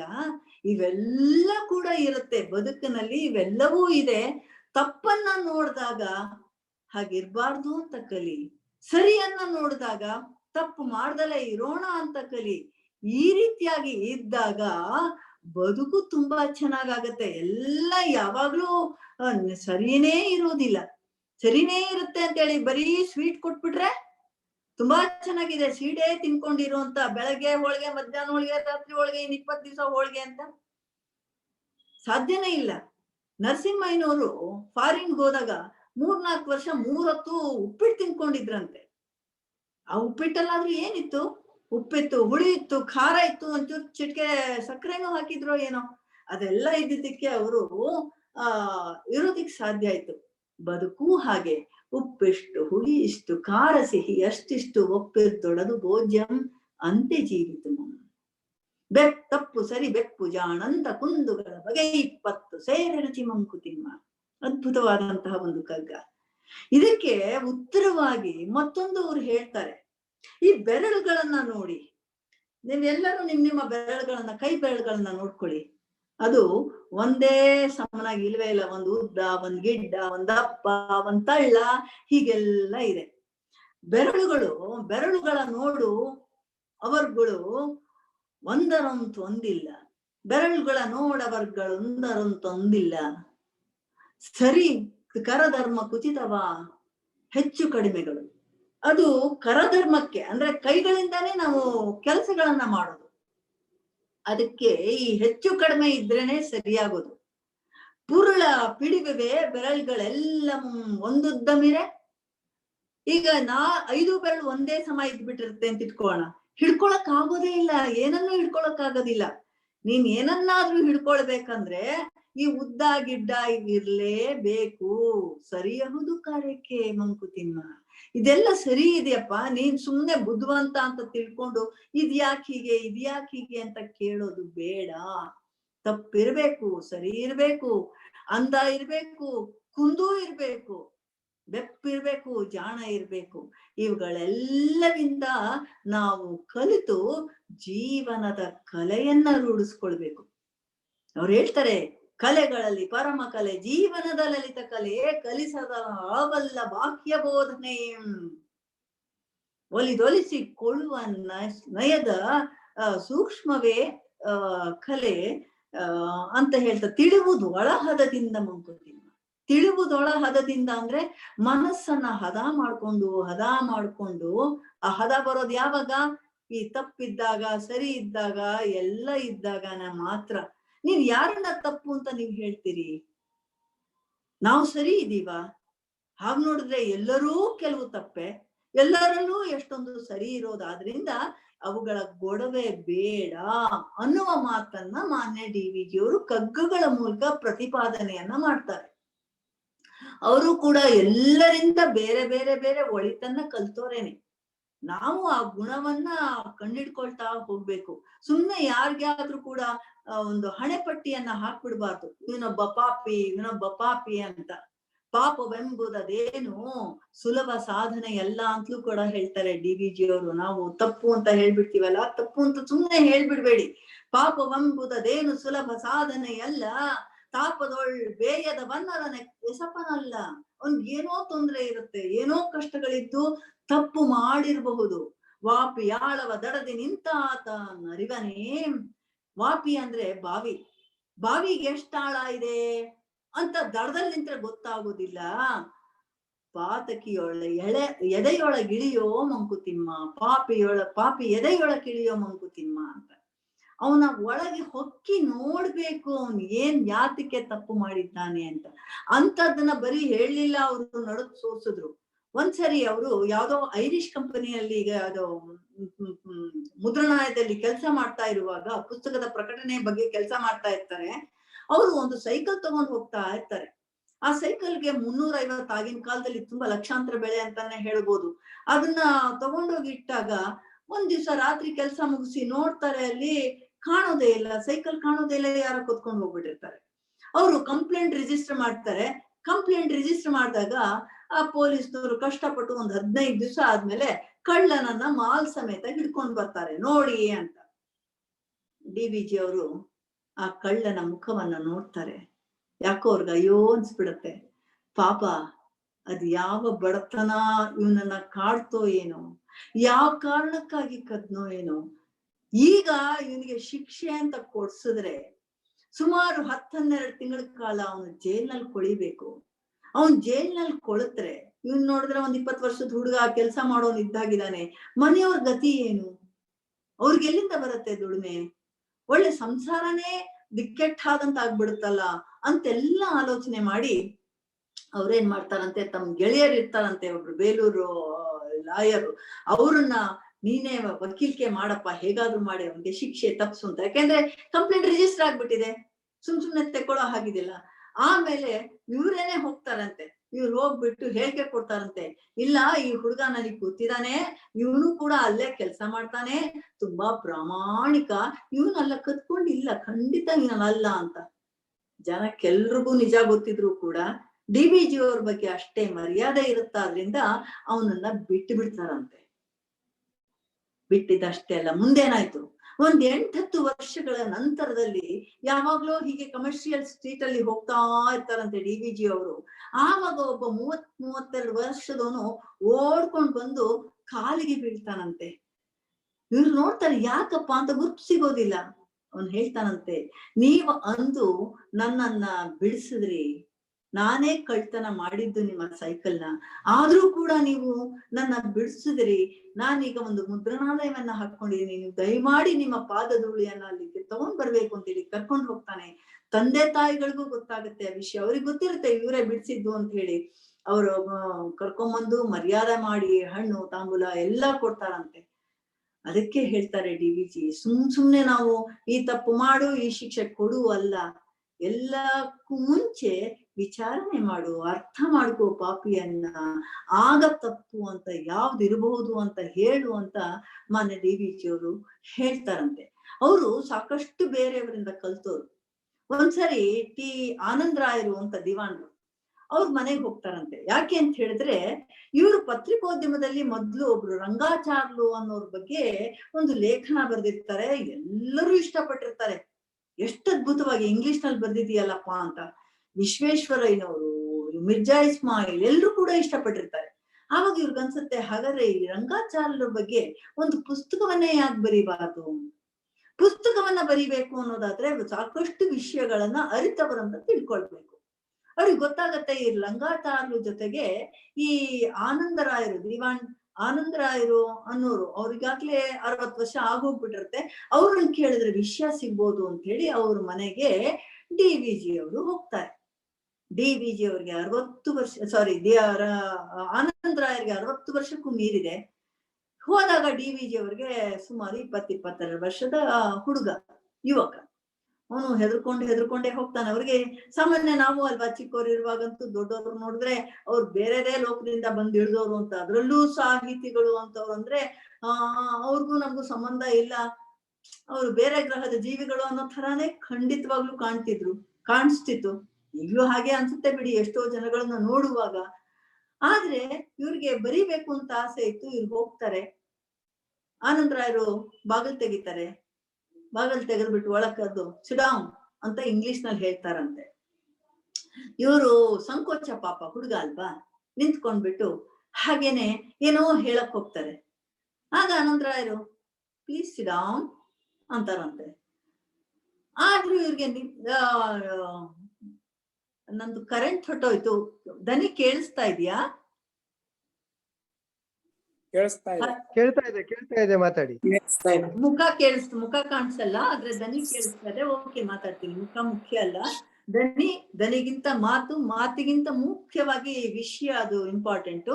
ಅಲ್ಲಿ ಹೋದಾಗ ಆನಂದರಾಯರು ಶೇಕ್ ಹ್ಯಾಂಡ್ ಮಾಡ್ತಾರೆ. ಮತ್ತೆ 3ನೇ ಸರಿ ಹೇಳ್ತಾರೆ, ಕನ್ನಡದಲ್ಲೇ ಹೇಳ್ತಾರೆ, ನೀವು ಕೂತ್ಕೊಳ್ದೆ ಹೋದ್ರೆ ವಿಷಯ ಮುಂದುವರಿಯೋಕ್ ಆಗೋದಿಲ್ಲ, ನೀವು ವಿಷಯ ಪೂರ್ತಿ ಮಾಡೋದಿಕ್ಕೂ ಆಗೋದಿಲ್ಲ ಅಂತ. ಅಂದ್ರೆ ಅಷ್ಟು ಗೌರವ ತೋರಿಸುವಂಥದ್ದು, ಕೂರಿಸ್ಬಿಟ್ಟು ಮಾತಾಡಿಸ್ತಾ ಇರ್ತಾರಂತೆ. ಅದನ್ನ DVG ಅವರು ಎಷ್ಟು ಚೆನ್ನಾಗಿ ಕಲಿತಾರೆ ಅಂದ್ರೆ, ಅವರು ಯಾರೇ ಬಂದ್ರು ಕೂಡ ಮೊದಲು ಕೂರ್ಸಿ ಮಾತಾಡಿಸ್ತಿದ್ರು ಅಂತ ನನ್ಗೆ ಬೆಳಗ್ಗೆ ಕೃಷ್ಣಶಾಸ್ತ್ರಿಗಳು ಒಂದ್ಸರಿ ಹೇಳಿದ್ರು. ಈಗ ಹೋದಾಗ ಏನಮ್ಮ ಕೂತ್ಕೊಳ್ಳೋವರೆಗೂ ಬಿಡೋದೇ ಇಲ್ಲ, ಗದ್ರು ಬಿಡ್ತಾರೆ ಅನ್ನೋ ತರ. ಅಂದ್ರೆ ಅದರಲ್ಲಿ ಪ್ರೀತಿ ವಿಶ್ವಾಸ ಇದ್ದದ್ದು. ಅವ್ರು ಕಲ್ತಿದ್ದೇ ಅದು. ಗೌರವಿಸು ಜೀವನವ ಗೌರವಿಸು ಚೇತನವ, ಆರದೋ ಜಗವೆಂದು ಭೇದವೆಣಿಸದಿರು. ನೋಡಿ, ನಾವ್ ಏನ್ ಮಾಡ್ತೀವಿ, ನಾವ್ ಹಾಗಲ್ಲ. ಸಾವುಕಾರ ಕಾರಲ್ಲಿ ಬಂದ್ರೆ ಒಂದ್ ಮರ್ಯಾದೆ, ನಡ್ಕೊಂಡ್ ಬಂದ್ರೆ ಮತ್ತೊಂದ್ ಮರ್ಯಾದೆ, ಆಟೋದಲ್ಲಿ ಬಂದ್ರೆ ಇನ್ನೊಂದ್ ಮರ್ಯಾದೆ, ದೊಡ್ಡ ಜರ್ಬಾದ್ ಅಂತಾರೆ ಬಿರುಸಿನ ಧರಿಸಿದ್ರೆ ಒಂದು ಮರ್ಯಾದೆ, ಹರ್ಕಲ್ ಕೋಟಿಗೆ ಮತ್ತೊಂದು ಮರ್ಯಾದೆ. ನಾವು ಹೊರ ರೂಪ ನೋಡ್ತೀವಿ, ಆದ್ರೆ ಆಂತರ್ಯವನ್ನ ನೋಡುವ ಅಂತ ಮಾನ್ಯ DVG ಅವರು ಹೇಳ್ತಾರೆ. ಆಂತರ್ಯದಲ್ಲಿ ಎಲ್ಲರಲ್ಲೂ ದೈವತ್ವ ಇರುತ್ತೆ, ಅದನ್ನ ಗುರುತಿಸುವಂತ. ಗೌರವಿಸು ಜೀವನವ ಗೌರವಿಸು ಚೇತನವ, ಆರದೋ ಜಗವೆಂದು ಭೇದವೆಣಿಸದಿರು. ಹೋರುವುದೇ ಜೀವನ ಸಮೃದ್ಧಿಗೋಸುಗ ಅಲ್ವಾ? ಎಲ್ರು ಕೂಡ ನಾವೆಲ್ಲ ಯಾತಕ್ಕೆ ಜೀವನ ಮಾಡ್ತಿದೀವಿ? ನಮ್ಮ ಬದುಕು ಸಮೃದ್ಧಿ ಆಗ್ಲಿ ಅಂತ. ಸಮೃದ್ಧಿ ಅಂದ್ರೆ ವಸ್ತುಗಳಿಂದ ಅಲ್ಲ, ಹೃದಯ ವೈಶಾಲ್ಯತೆಯಿಂದ, ಗುಣಗಳಿಂದ, ಮೌಲ್ಯಗಳಿಂದ.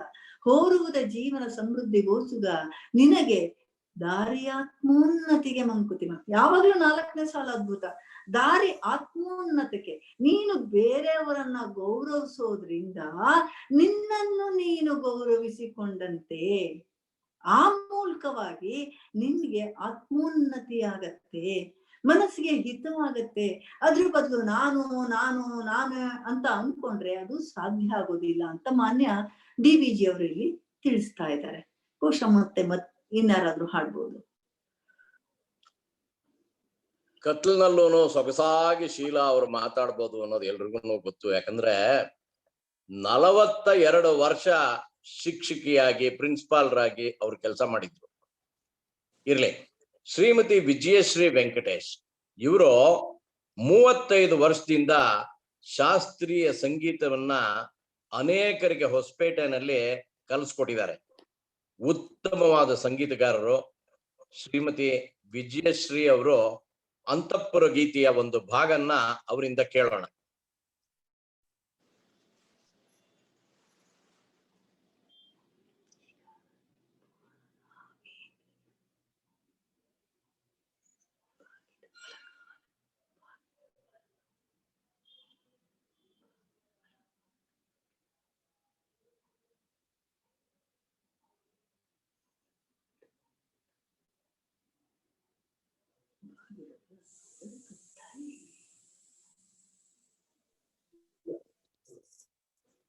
ನಮಸ್ಕಾರ ಎಲ್ರಿಗೂ. ಕೇಳಿಸ್ತಾ ಇದೆ, ಕಾಣಿಸ್ತಾ ಇದೆ? ಕಾಣಿಸ್ತಾ ಇದೆ ಅಲ್ವಾ? ಓಕೆ. ಸಮಾಗ ಮ ಸ ಗ ನಿ ಸ ಧ ನಿ ಸ ಮ ಸ ಗ ಮ ಗ ಗ ಮ ಧ ಸ ಧ ನಿ ಗ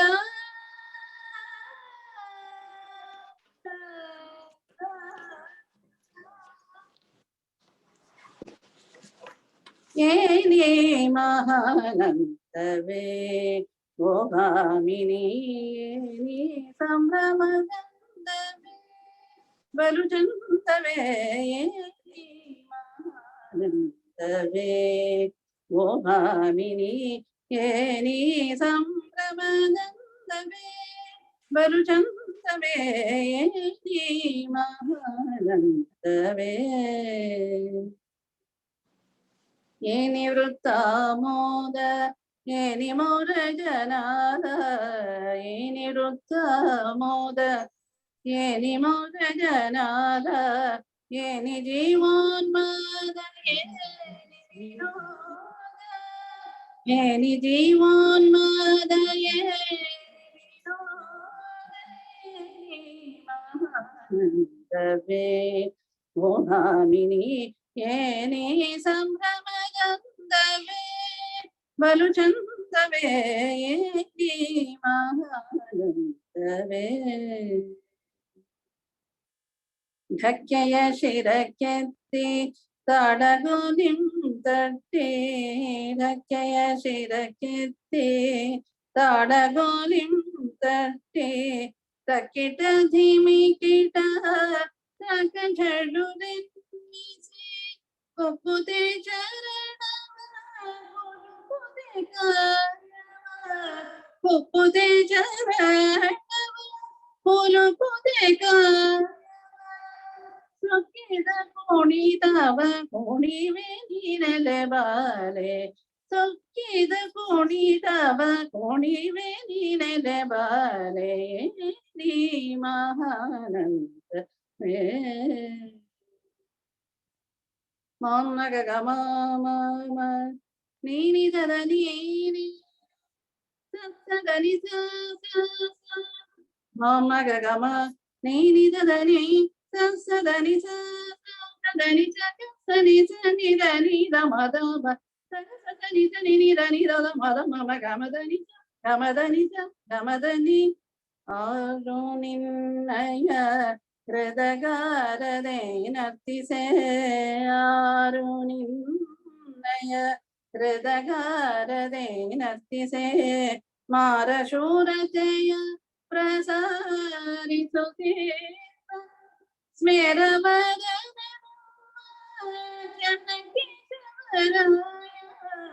ಸ್ಮೇರವದನ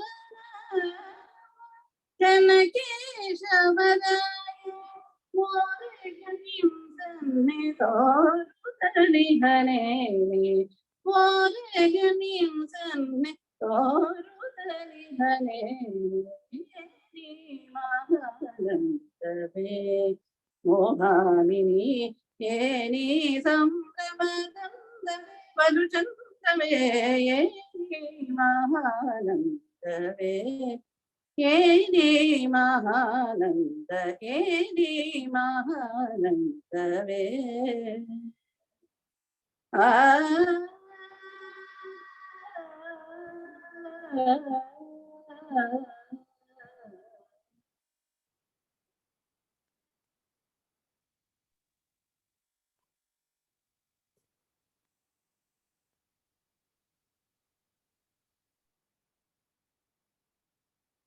ನಿಮ್ಮ ಹಾಡು ಕೇಳೋದೇ ಒಂದು ಆನಂದ. ಧನ್ಯವಾದ. ಶೀಲಾರವರು ಅಂತಃಪುರ ಗೀತೆ ಬಗ್ಗೆ ಸ್ವಲ್ಪ ತಿಳಿಸ್ಕೊಡ್ಬೇಕಾಗಿ ಕೇಳ್ತೇನೆ. ಅಂತಃಪುರ ಗೀತೆಗಳು ಅನ್ನೋದು ಕೇಳಿಸ್ತಾ ಇದೆಯಾ? ಕೇಳಿಸ್ತಾ ಇದೆ. ಇವಾಗ ನೀವು ಕಾಣಿಸ್ತಾನೂ ಇದ್ದೀರಾ. Thank you. ಕರೆಂಟ್ ಬಂತು, ಬೆಳಕ್ ಬಂತು. ಡಿವಿಜಿ ಅವ್ರ ಕಾರ್ಯಕ್ರಮ ಅಂದ್ರೆ ಅಷ್ಟು ಸುಲಭವೇ? ಕರೆಂಟ್ ನಮ್ಗೆ ಸಹಾಯ ಮಾಡುತ್ತೆ ಅದು. ಈ ಅಂತಃಪುರ ಗೀತೆಗಳು ತುಂಬಾ ವಿಶಿಷ್ಟವಾದಂತಹ ಅದ್ಭುತವಾದಂತಹ ಕಿರೀಟಪ್ರಾಯವಾದಂತಹ ಮೇರು ಕೃತಿಗಳು ಅಂತಾನೆ ಎಲ್ರು ಕೂಡ ಭಾವಿಸ್ತಾರೆ. ಬೇಲೂರಿನ ಶಿಲಾಬಾಲಿಕೆಯರನ್ನು ಕುರಿತು ಅವರು ನಿವೇದನ ಅನ್ನುವಂತ ಪುಸ್ತಕದಲ್ಲೂ ಕೂಡ ಕೆಲವು ಗೀತೆಗಳನ್ನ ಬರೆದಿದ್ದಾರೆ. ಆದ್ರೆ ಈ ಅಂತಃಪುರ ಗೀತೆಗಳಲ್ಲಿ ಒಂದೊಂದು ಮೂರ್ತಿಯ ಬಗ್ಗೆನೂ ಕೂಡ ಅದ್ಭುತವಾದಂತಹ ಕವನಗಳನ್ನ ಬರೆದಿದ್ದಾರೆ. ನಿಜ ಹೇಳ್ಬೇಕಂದ್ರೆ ನಾನು ಅರ್ಥ ಮಾಡ್ಕೊಂಡಿಲ್ಲ ನಾನು. ಆದ್ರೆ ಒಂದು ಕವನವನ್ನ ನಮ್ಮ ಗೀತೆಯನ್ನ ನಾವು ಬಾಲ್ಯದಲ್ಲಿ ನಾವು ಹಾಡ್ತಾ ಇದ್ವಿ. ವೀಣಾ ಪಾಣಿ ವಿಶ್ವ ಕಲ್ಯಾಣಿ ಅಂತ. ವೀಣಾ ಪಾಣಿ ವಿಶ್ವ ಕಲ್ಯಾಣಿ ಏನಪ್ಪಾ ಬರ್ತದೆ ಕಲ್ಯಾಣಿ ರಾಗ.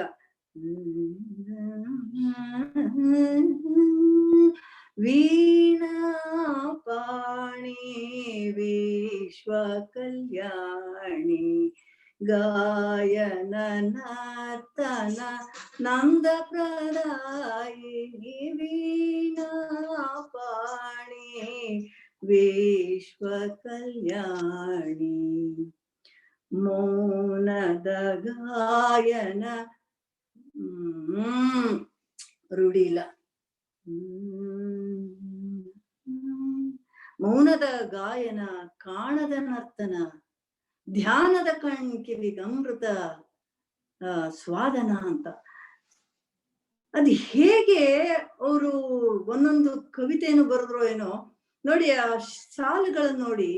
ವೀಣಾ ಪಾಣಿ ವಿಶ್ವ ಕಲ್ಯಾಣಿ, ವೀಣೆಯನ್ನ ಹಿಡಿದಂತ ಆ ಮೂರ್ತಿಯನ್ನ ನೋಡ್ತಾ ಹೇಳ್ತಾರೆ ವೀಣಾ ಪಾಣಿ ವಿಶ್ವ ಕಲ್ಯಾಣಿ ಅಂತ ಹಾಡ್ತಾರೆ. ಮೌನದ ಗಾಯನ, ಎಂತದಿದು ಮೌನದ ಗಾಯನ? ಹಾಡ್ತಾ ಇದೆ, ಮೌನವಾಗಿದೆ, ಆದ್ರೆ ಗಾಯನ ಕೇಳ್ತಾ ಇದೆಯಂತೆ. ಕಾಣದ ನರ್ತನ, ಆದ್ರೆ ಶಿಲ್ಪದಲ್ಲಿ ನೋಡ್ತಾ ನರ್ತನ ಮಾಡೋದಿಕ್ ಸಾಧ್ಯನೇ? ಕಾಣಿಸ್ತಾ ಇಲ್ವೇ? ಹಾಗಾದ್ರೆ ಎಂತ ನರ್ತನದ ಬಗ್ಗೆ ಹೇಳ್ತಾ ಇದ್ದಾರೆ? ಧ್ಯಾನದ ಕಿವಿ ಕಣ್ಗಮೃತ ಸ್ವಾಧನ.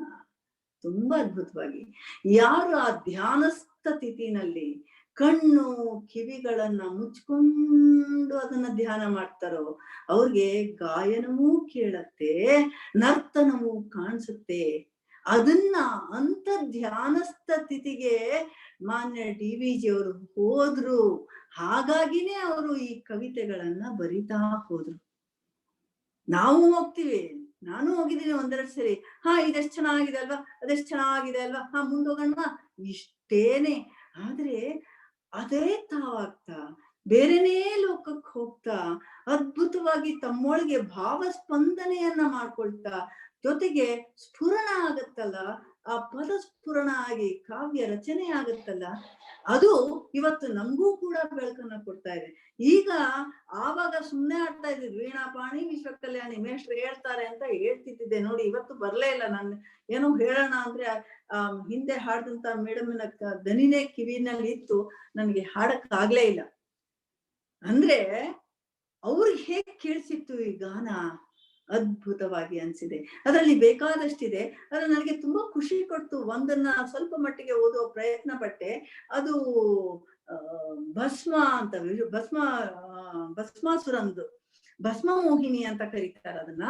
ಅದ್ರೊಳಗೆ ಬರಿತಾ ಹೋಗ್ತಾರೆ. ಅಂದ್ರೆ ಅಮೃತವನ್ನ ಪಡೆಯೋದಿಕ್ಕೋಸ್ಕರ ಭಸ್ಮಾಸುರ ಅದನ್ನ ಇಟ್ಕೊಂಡ್ಬಿಟ್ಟಿರ್ತಾನೆ. ಏನಾದ್ರು ಮಾಡಿ ಅದನ್ನ ಪಡಿಬೇಕಲ್ಲ ಅಂತ ಎಲ್ಲ ದೇವತೆಗಳು ವಿಷ್ಣುವನ್ನ ಕೇಳಿದಾಗ ಅವನು ವಿಷ್ಣು ಮೋಹಿನಿಯ ರೂಪದಲ್ಲಿ ಬರ್ತಾನೆ. ಆ ಭಸ್ಮಾಸುರನಿಗೆ ಒಂದೇ ಒಂದು ವರ ಏನಿರುತ್ತೆ ಅಂದ್ರೆ, ತಾನ್ ಯಾರನ್ನ ಬೇಕಾದ್ರೆ ಮುಟ್ಟಿದ್ರು ಕೂಡ, ತಲೆ ಮುಟ್ಟಿದ್ರೆ ಅವ್ರು ಭಸ್ಮ ಆಗ್ಬಿಡ್ಬೋದು ಅಂತ. ಅದಕ್ಕೆ ಮೋಹಿನಿ ಒಂದು ಉಪಾಯ ಮಾಡ್ತಾ ಮಾಡ್ತಾ ಮಾಡ್ತಾ ಅವನ ಎದುರಿಗೆ ಬರ್ತಾಳೆ. ಆ ಮೋಹಿನಿಯ ರೂಪವನ್ನು ನೋಡಿ ಭಸ್ಮಾಸುರ ಮರಳಾಗ್ಬಿಡ್ತಾನೆ. ಮರಳು ಮಾಡ್ತಾ ಇವಳು ತಾನು ನೃತ್ಯ ಗತಿಯನ್ನ ಹಾಕ್ತಾ ಹೋಗ್ತಾಳೆ. ಅದಕ್ಕೆ ತಕ್ಕ ಹಾಗೆ ಆ ಭಸ್ಮಾಸುರನು ನೃತ್ಯ ಮಾಡ್ತಾ ಹೋಗ್ತಾನೆ. ಕಡೆಯ ಒಂದು ಹಂತದಲ್ಲಿ ಏನ್ ಮಾಡ್ತಾಳೆ, ಆ ಮೋಹಿನಿ ಹೇಳ್ತಾಳೆ, ಈಗ ಸಂಪೂರ್ಣದ ಗತಿಯಾವೇಗ. ಅಂದ್ರೆ ಪೂರ್ಣ ಗತಿ, ಫಾಸ್ಟ್ ಆಗಿ ಡ್ಯಾನ್ಸ್ ಮಾಡ್ಬೇಕು. ಭಸ್ಮಾಸುರ ತುಂಬಾ ಚೆನ್ನಾಗಿ ಮಾಡ್ತಾ ಇದೀಯಾ, ಮಾಡು ಮಾಡು, ಈಗ ನೋಡು ಅಂತಿಮ ಘಟ್ಟಕ್ಕೆ ಬಂದಿದೀವಿ, ಮಾಡ್ತಾ ಹೋಗೋ ನಂತರನೇ ಅಂತ ಹೇಳಿ. ಈಗ ಸಂಪೂರ್ಣದ ಗತಿಯಾವೇಗ, ಬಾಗಿದ ಬಲಗಾಲಿಡುತ್ತೈ, ನೋಡ್ತಾನೆ, ಬಾಗಿದ ಬಲಗಾಲ ನಿಡುತ್ತೈ ಎಡಗೈ ಎಡಕಟಿಗಿಡು ತತ್ತೋಂ ಥಕ್ಕಿಟ ಬಲತೋಳನು ಬೀಸೊಯ್ಯನೆ ಮಸ್ತಕ ಕಿಡು ನೀ ಮುಕುಟವ ಕೈಯಿನೆ ಅಂತ, ಕೈ ಇಡು ಅಂತ ಹೀಗೆ ಹೇಳ್ತಾ ಹೋದುವಾಗ ಭಸ್ಮಾಸುರ ಅಷ್ಟೊಳಗಾಗ್ಲೇ ಬಲೆಗೆ ಬಿದ್ದಾಗಿರುತ್ತೆ. ಆಹಾ ಏನೀ ವಿನ್ಯಾಸವೇ, ಹೋ ಹೋ ಅಂತ ಸಂತೋಷ ಪಡ್ಕೊಂಡು ಹಾಗೆ ಕೈಯನ್ನು ಇಟ್ಕೊಳ್ತಾನೆ, ಅವನ ಕತೆ ಮುಗಿಯತ್ತೆ. ಇದನ್ನ ನಾಟಕದ ರೂಪದಲ್ಲಿ ಕೂಡ ವೇದಿಕೆ ಮೇಲೆ ಪ್ರಸ್ತುತಪಡಿಸ್ಬೋದು ಅಂತ DVG ಅವರು ಹೇಳ್ತಾರೆ. ಇಲ್ಲಿ ಎಲ್ಲ ಕವನಗಳಿಗೂ ಕೂಡ ಅವರೆಷ್ಟು ಶ್ರದ್ಧೆಯಿಂದ ಅವರು ಬಹುಶಃ ಗಾಯನವನ್ನ ಕೇಳಿದ್ರು, ಕಾಣದ ನರ್ತನವನ್ನ ಕಂಡ್ರೋ ಏನೋ, ಅವರು ವೈಣಿಕ ವಿದ್ವಾಂಸರನ್ನ ಕರೆಸ್ಬಿಟ್ಟು ಈ ಕವಿತೆಗಳಿಗೆ ಯಾವ ರಾಗ ಹೊಂದುತ್ತೆ, ಯಾವ ತಾಳ ಹೊಂದುತ್ತೆ ಅಂತ ಕೇಳಿಸ್ಬಿಟ್ಟು ಅದನ್ನೂ ಕೂಡ ಅದ್ರ ಮೇಲೆ ಅದರಲ್ಲಿ ಬರಿತಾ ಹೋಗ್ತಾರೆ. ಎಲ್ರಿಗೂ ಹೇಳ್ತಾರೆ, ನೀವೊಂದು ವೇಳೆ ಇದನ್ನ ಪ್ರಸ್ತುತಪಡಿಸೋದಾದ್ರೆ ರಾಗದನ್ನ ಮೊದಲು ವಿಸ್ತಾರವಾಗಿ ಹಾಡಿ, ಆ ನಂತರ ನೃತ್ಯ ಗತಿಯಲ್ಲಿ ತೋರಿಸಿ, ಚಂದ ಮಾಡಿ ತೋರಿಸಿ, ಎಲ್ರಿಗೂ ಅಲ್ಲಿ ಬೇಲೂರ ಶಿಲ್ಪಗಳನ್ನ ನೋಡಿದಾಗ ಯಾವ ಗಾಯನ ಕೇಳಿಸ್ಲಿಲ್ವೋ, ಯಾವ ನರ್ತನ ಕಾಣಿಸ್ಲಿಲ್ವೋ ಅದನ್ನ ನೀವು ಕೇಳಿಸುವ ಕಾಣಿಸುವ ಪ್ರಯತ್ನವನ್ನ ಮಾಡಿ ಅಂತ ಅವ್ರು ಹೇಳ್ತಾರೆ. ಅದ್ರ ಮೂಲಕ ಅವರು ಎಷ್ಟು ಕಲೆ ಉನ್ನತ ಮಟ್ಟದ್ದು ಅಂತ ಅವ್ರು ಹೇಳ್ತಾರೆ. ಸಂಗೀತ ಕಲೆಯೊಂದು, ಸಾಹಿತ್ಯ ಕಲೆಯೊಂದು, ಸಂಗೀತ ಕಲೆಯೊಂದು, ಸಾಹಿತ್ಯ ಕಲೆಯೊಂದು, ಅಂಗಾಂಗ ಭಾವರೂಪಣದ ಕಲೆಯೊಂದು, ಇವೆಲ್ಲ ಅತ್ಯುನ್ನತ ಕಲೆಗಳು. ಆದ್ರೆ ಮುಂದಕ್ಕೆ ಹೇಳುವಂಥದ್ದು ತುಂಬಾ ಚೆನ್ನಾಗಿದೆ. ಸಂಗೀತ ಕಲೆಯೊಂದು, ಸಾಹಿತ್ಯ ಕಲೆಯೊಂದು, ಅಂಗಾಂಗ ಭಾವರೂಪಣದ ಕಲೆಯೊಂದು, ಸಂಗಳಿಸಲಿ ಈ ಕಲೆಗಳ ಅನುನಯವು ಚರ್ಯೆಯಲ್ಲಿ ಮಂಗಳೋನ್ನತ ಕಲೆಯೋ ಮಂಕುತಿಮ್ಮ. ಯಾಕೆಂದ್ರೆ ಈಗ ನೋಡಿ, ನನ್ಗೆ ಹಾಡಕ್ ಬರ್ಲಿಲ್ಲ, ಅಯ್ಯೋ ಹಾಡಕ್ಕೆ ಬರ್ಲಿಲ್ಲ, ಅಯ್ಯೋ ನನ್ಗೆ ಡ್ಯಾನ್ಸ್ ಮಾಡಕ್ಕೆ ಬರಲ್ಲ, ಪರವಾಗಿಲ್ಲ, ಆದ್ರೆ ಅದು ಚರ್ಯೆಯಲ್ಲಿ ಇರ್ಬೇಕು ಅಂತ ಹೇಳ್ತಾರೆ. ಹೀಗೆ ಮಂಗಳದ ಹಾದಿಯನ್ನ, ಉನ್ನತಿಯನ್ನ, ಹಾದಿಯನ್ನ ತೋರಿಸುವಂತ DVG ಅವ್ರ ಬಗ್ಗೆ ಮಾತಾಡ್ತಾ ಕೂತ್ರೆ ಇವತ್ತಲ್ಲ, ನಾಳೆ ಅಲ್ಲ, ನಾಡಿದ್ದಲ್ಲ, ನಮ್ಗ ಅರ್ಥ ಆಗ್ಬೇಕಷ್ಟೇ. ಇಂಥ ಅವಕಾಶ ನನಗೆ ದೊರಕ್ತಾ ಇದೆ. ನಾನು ಪ್ರಯತ್ನ ಪಟ್ಟೆ ಅಷ್ಟೇ ನಿಮ್ಮೊಂದಿಗೆ ಮಾತನಾಡೋದಿಕ್ಕೆ. ಈಗ ಮುಂದುವರಿಸ್ಬೇಕು ಅಂತ ಮಾನ್ಯ ಜಗನ್ನಾಥ್ ಅವ್ರನ್ನ ಕೇಳಿಸ್ಕೊಳ್ತೀನಿ. ಶೀಲಾ ಅರ್ಕಲ್ಗೂಡ್ ಅವರು ಸ್ಪಷ್ಟವಾಗಿ, ಸರಳವಾಗಿ, ವಿಚಾರಪೂರಿತವಾಗಿ ಮಾತನಾಡಿದ್ದಾರೆ. ಈಗ ಪ್ರಶ್ನೋತ್ತರ ಕಾರ್ಯಕ್ರಮ, ಯಾರಾದ್ರೂ ಪ್ರಶ್ನೆಗಳನ್ನು ಕೇಳೋ ಹಂಗಿದ್ರೆ ಕೇಳ್ಬೋದು, ದಯವಿಟ್ಟು. ಅಶ್ವಥ್ ಅವರು ಮುಂದುವರಿಸ್ಬೋದು ಕಾರ್ಯಕ್ರಮನ.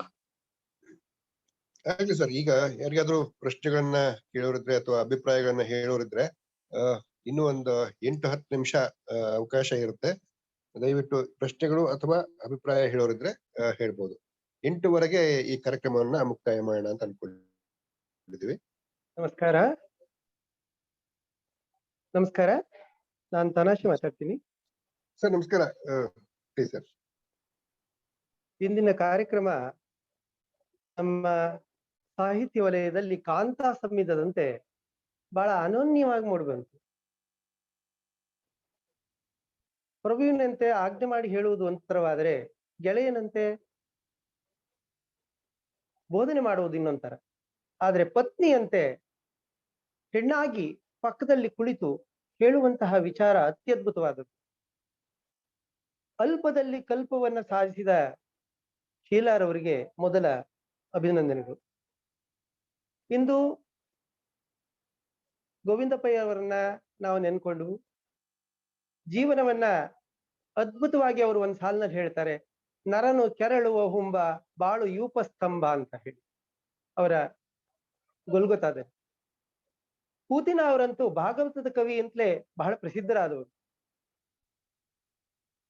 ನಮ್ಮಲ್ಲಿ ಶಾಸ್ತ್ರೀಯ ಸಂಗೀತ ಕಚೇರಿಗಳಲ್ಲಿ ಹಾಡಿಸಿಕೊಂಡ ಮೊದಲ ಕವಿಯೂ ಹೌದು ಅವರು.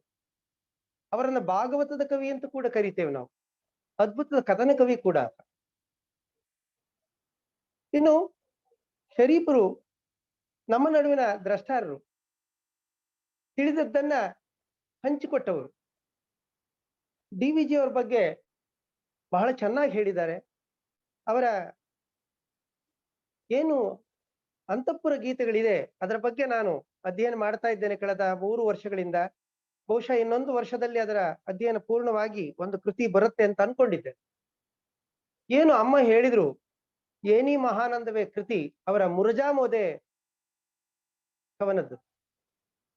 ನಾವು ಬಾಲ್ಯದಲ್ಲಿ ಅವರ ಹೆಸರು ಗೊತ್ತಿಲ್ಲದಿದ್ದಾಗ ಆಗಿನ ಕಾಲದ ಅತ್ಯಂತ ಅದ್ಭುತ ನಟಿಯರಾದಂತಹ ವಸಂತ ಕುಮಾರಿ ಅವರ ಜೊತೆಯಲ್ಲಿ ಸಖಿ ಪಾತ್ರ ಮಾಡಿದ್ದೆ ನಾನು ಒಂದು ಪೌರಾಣಿಕ ನಾಟಕದಲ್ಲಿ. ಆಗ ಆಕೆ ಅದನ್ನು ಹೇಳ್ತಾ ಇದ್ರು, ಏನಿ ಮಹಾನಂದವೇ ಅಂತ. ನಾವು ಅಮ್ಮ ಸಖಿ ಅಂತ ಹೇಳ್ಕೊಂಡು ಸುಮ್ನೆ ಅವ್ರ ಕೈ ಹಿಡ್ಕೊಂಡು ಸುತ್ತೋದಷ್ಟೇ ಕೆಲಸ. ಯಾವ ಕವಿಯ ಹೆಸರನ್ನ ನಾವು ಕೇಳಿಯೇ ಇಲ್ವೋ ಅಂತಹ ಕವಿಯ ಕಾವ್ಯ ಚಿತ್ತಾರವನ್ನ ಕರ್ಣಾನಂದವಾಗುವಂತೆ ಮಾಡಿದಂತಹ ಆ ತಾಯಿ ವಸಂತ ಕುಮಾರಿಯನ್ನ ನಾನು ನೆನೆಯಲೇಬೇಕು. ಹಾಗೇನೆ ಶೀಲಾ ಅವರ ವೈಶಿಷ್ಟ್ಯತೆ ಇರ್ತಕ್ಕಂತಹದ್ದು, ಅವರ ಇಡೀ ಮಾತುಗಳನ್ನು ಕೇಳಿದಾಗ ಯಾವುದಕ್ಕೂ ಹೆಚ್ಚಿನ ಪ್ರಾಶಸ್ತ್ಯವನ್ನ ಕೊಡದೆ ತಾಯಂತೆ ಎಲ್ಲವನ್ನ ಸರಿದೂಗಿಸುವ ಪ್ರಯತ್ನ. ವಾಲ್ಮೀಕಿ ರಾಮಾಯಣದಲ್ಲಿ ಒಂದು ಪ್ರಸಂಗ ಬರ್ತದೆ. ದಶರಥ ರಾಮನನ್ನು ಕರೆದು ಹೇಳ್ತಾನೆ, ಮಗನೇ ನಾಳೆ ನಿನಗೆ ಪಟ್ಟಾಭಿಷೇಕ ಆಗುತ್ತಾ ಇದೆ, ನೀನು ಎಲ್ಲಕ್ಕೂ ಸಿದ್ಧನಾಗು ಅಂತ ಹೇಳಿ. ಸರಿ, ಅವನೇನ್ ಮಾಡ್ತಾನೆ, ತಾಯಿ ಹತ್ರ ಹೋಗ್ತಾನೆ. ಅಮ್ಮ, ನಾಳೆ ನನ್ನ ಪಟ್ಟಾಭಿಷೇಕ ಅಂತೆ, ಎಲ್ಲ ಸಿದ್ಧತೆ ನಡೀತಾ ಇದೆ ಅಮ್ಮ ಅಂತ ಹೇಳಿ ಕೌಸಲ್ಯ ಹೇಳಿದಾಗ ಕೌಸಲ್ಯ ಕೇಳೋ ಮಾತನ್ನ ನೀವು ಗಮನಿಸಿ. ಮಗು, ಊಟವಾಯಿತೇ? ರಾಜನಿಗೆ ರಾಜ್ಯಭಾರದ ಚಿಂತೆ ಆದ್ರೆ ತಾಯಿಗೆ ಮಗನ ಊಟದ ಚಿಂತೆ ಅಷ್ಟೇ ನೆನಪಿರ್ತದೆ. ತಾಯಾದವಳು ಮಾತ್ರ ಇಂಥ ಚಿಂತನೆಯನ್ನು ಮಾಡಬಲ್ಲು. ಸರಳವಾಗಿ ಚಿಕ್ಕ ಚಿಕ್ಕ ವಾಕ್ಯಗಳಲ್ಲಿ ಕರಿಯನ್ನ ಕನ್ನಡಿಯೊಳಗೆ ಅಡಗಿಸಿಕೊಟ್ಟಂತಹ ಶೀಲಾರವರ ಮಾತುಗಳು ಅತ್ಯಂತ ಮನನೀಯವಾಗಿವೆ. ಹಾಗಾಗಿ ಇಂದು ಒಂದು ಸುದಿನ ನಾವು ಈ ಜೊತೆಯಲ್ಲಿ ಇದ್ಕೊಂಡು, ನಿಮ್ಮ ಜೊತೆಯಲ್ಲಿ ಇದ್ಕೊಂಡು ನಾವೆಲ್ಲ ಕೇಳಿಸ್ಕೊಂಡಿದ್ದೇವೆ. ಕಾರ್ಯಕ್ರಮವನ್ನು ಏರ್ಪಡಿಸಿದವರಿಗೆ, ಹಾಡಿದವರಿಗೆ ಮತ್ತು ಮಾತನಾಡಿದವರಿಗೆ ಎಲ್ಲರಿಗೂ ನನ್ನ ಕಡೆಯಿಂದ ಅತ್ಯಂತ ಹೃತ್ಪೂರ್ವಕವಾದ ಧನ್ಯವಾದಗಳನ್ನು ಅರ್ಪಿಸ್ತೇನೆ. ನಮಸ್ಕಾರ. ತನಾಶಿ.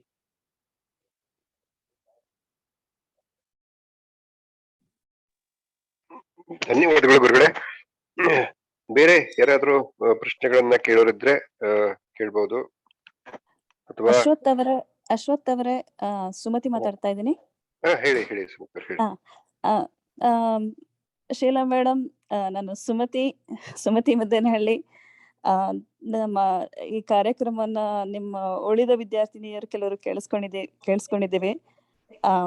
ಅಮೃತಾ ಜೋಶಿ, ಸುಮನಾ, ನಾಗವೇಣಿ, ಮತ್ತೆ ಇನ್ಯಾರಾದ್ರೂ ಇದ್ರೆ ನನಗೆ ಕಾಣಿಸ್ತಾ ಇಲ್ಲ ಇಲ್ಲಿ. ಆದ್ರೆ ಎಲ್ಲರಿಗೂ ತಿಳಿಸ್ಬೇಕಾದ್ದೇನಂದ್ರೆ, ಇಲ್ಲಿ ಶೀಲಾ ಮೇಡಮ್ ಅವರು ನಮ್ಗೆ ಉಪಾಧ್ಯಾಯರಾಗಿದ್ರು ದಾವಣಗೆರೆಯಲ್ಲಿ ಸೆಂಟ್ ಪಾಲ್ಸ್ ಕಾನ್ವೆಂಟ್ ಅಲ್ಲಿ. ನಾವು 8, 9, 10ನೇ ತರಗತಿಗಳಲ್ಲಿ ಮೂರು ತರಗತಿಗಳು ಕೂಡ ಅವ್ರು ನಮಗೆ ಪಾಠ ಮಾಡಿದವರು.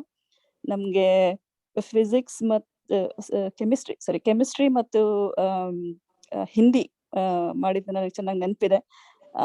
ಅವಾಗ್ಲೂ ಕೂಡ ಇವ್ರು ನಮ್ಗೆ ಉಪಾಧ್ಯಾಯರಿಗಿಂತ ಹೆಚ್ಚಾಗಿ ನಾವು ನೋಡಿದ್ದು ಒಂದು ತುಂಬಾ ಸ್ಫೂರ್ತಿ ತುಂಬುವಂತ ಒಂದು ವ್ಯಕ್ತಿಯಾಗಿ.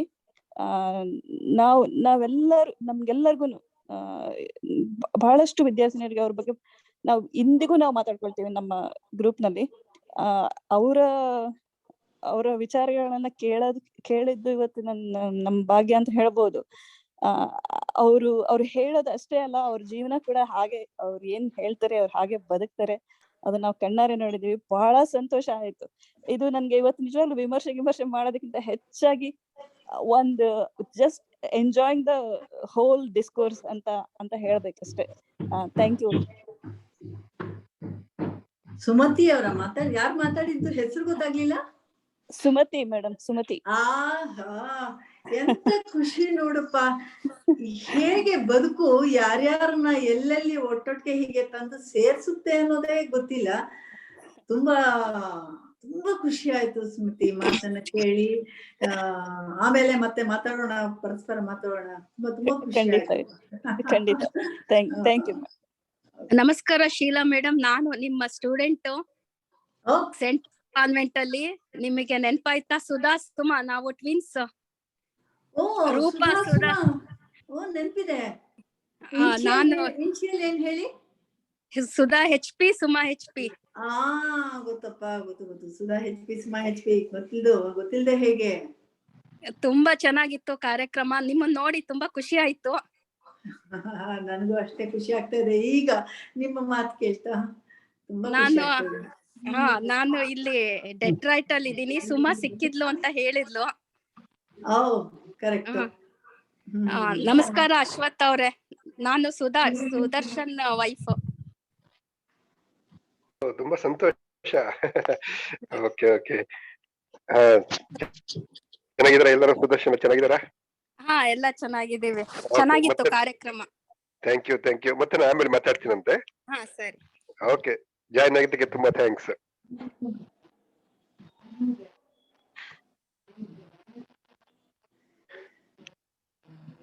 ಬೇರೆ ಯಾರಾದ್ರೂ ಇದ್ರೆ ಮಾತಾಡ್ಬಹುದು.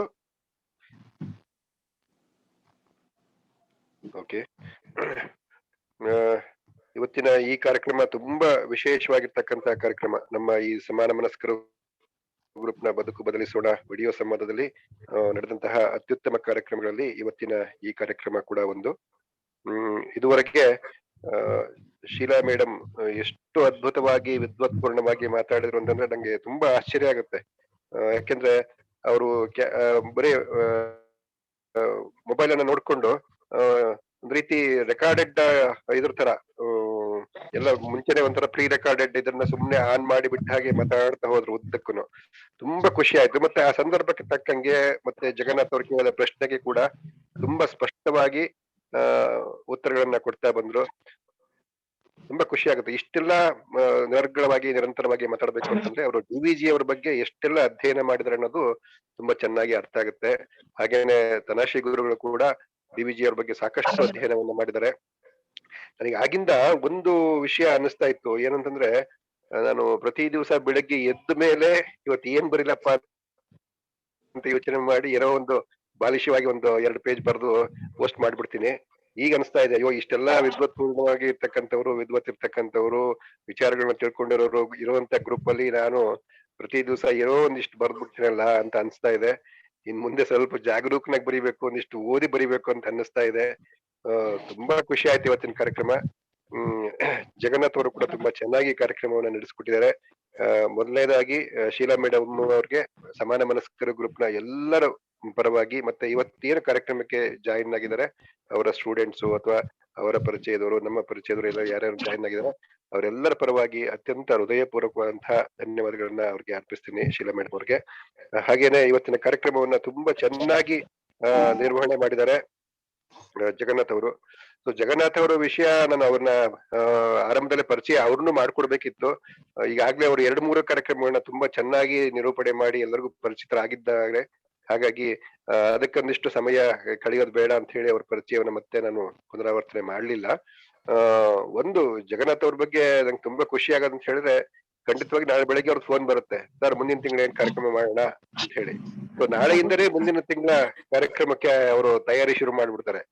ಅಷ್ಟು ಅಂದ್ರೆ ಒಂದು ಕಾರ್ಯಕ್ರಮ ಅದು ಚಿಕ್ಕದೋ ದೊಡ್ಡದೋ ಅನ್ನೋದಕ್ಕಿಂತ ಹೆಚ್ಚಾಗಿ ಅದಕ್ಕೆ ಒಂದು ಗೌರವವನ್ನ ಕೊಟ್ಬಿಟ್ಟು ತುಂಬಾ ಶಿಸ್ತುಬದ್ಧವಾಗಿ ಮಾಡ್ಬೇಕು ಅನ್ನುವಂತ ಒಂದು ಏನು ಇದೆಯಲ್ಲ ಮನಸ್ಥಿತಿ, ಅದನ್ನ ನಾನು ತುಂಬಾ ಗೌರವಿಸ್ತೀನಿ.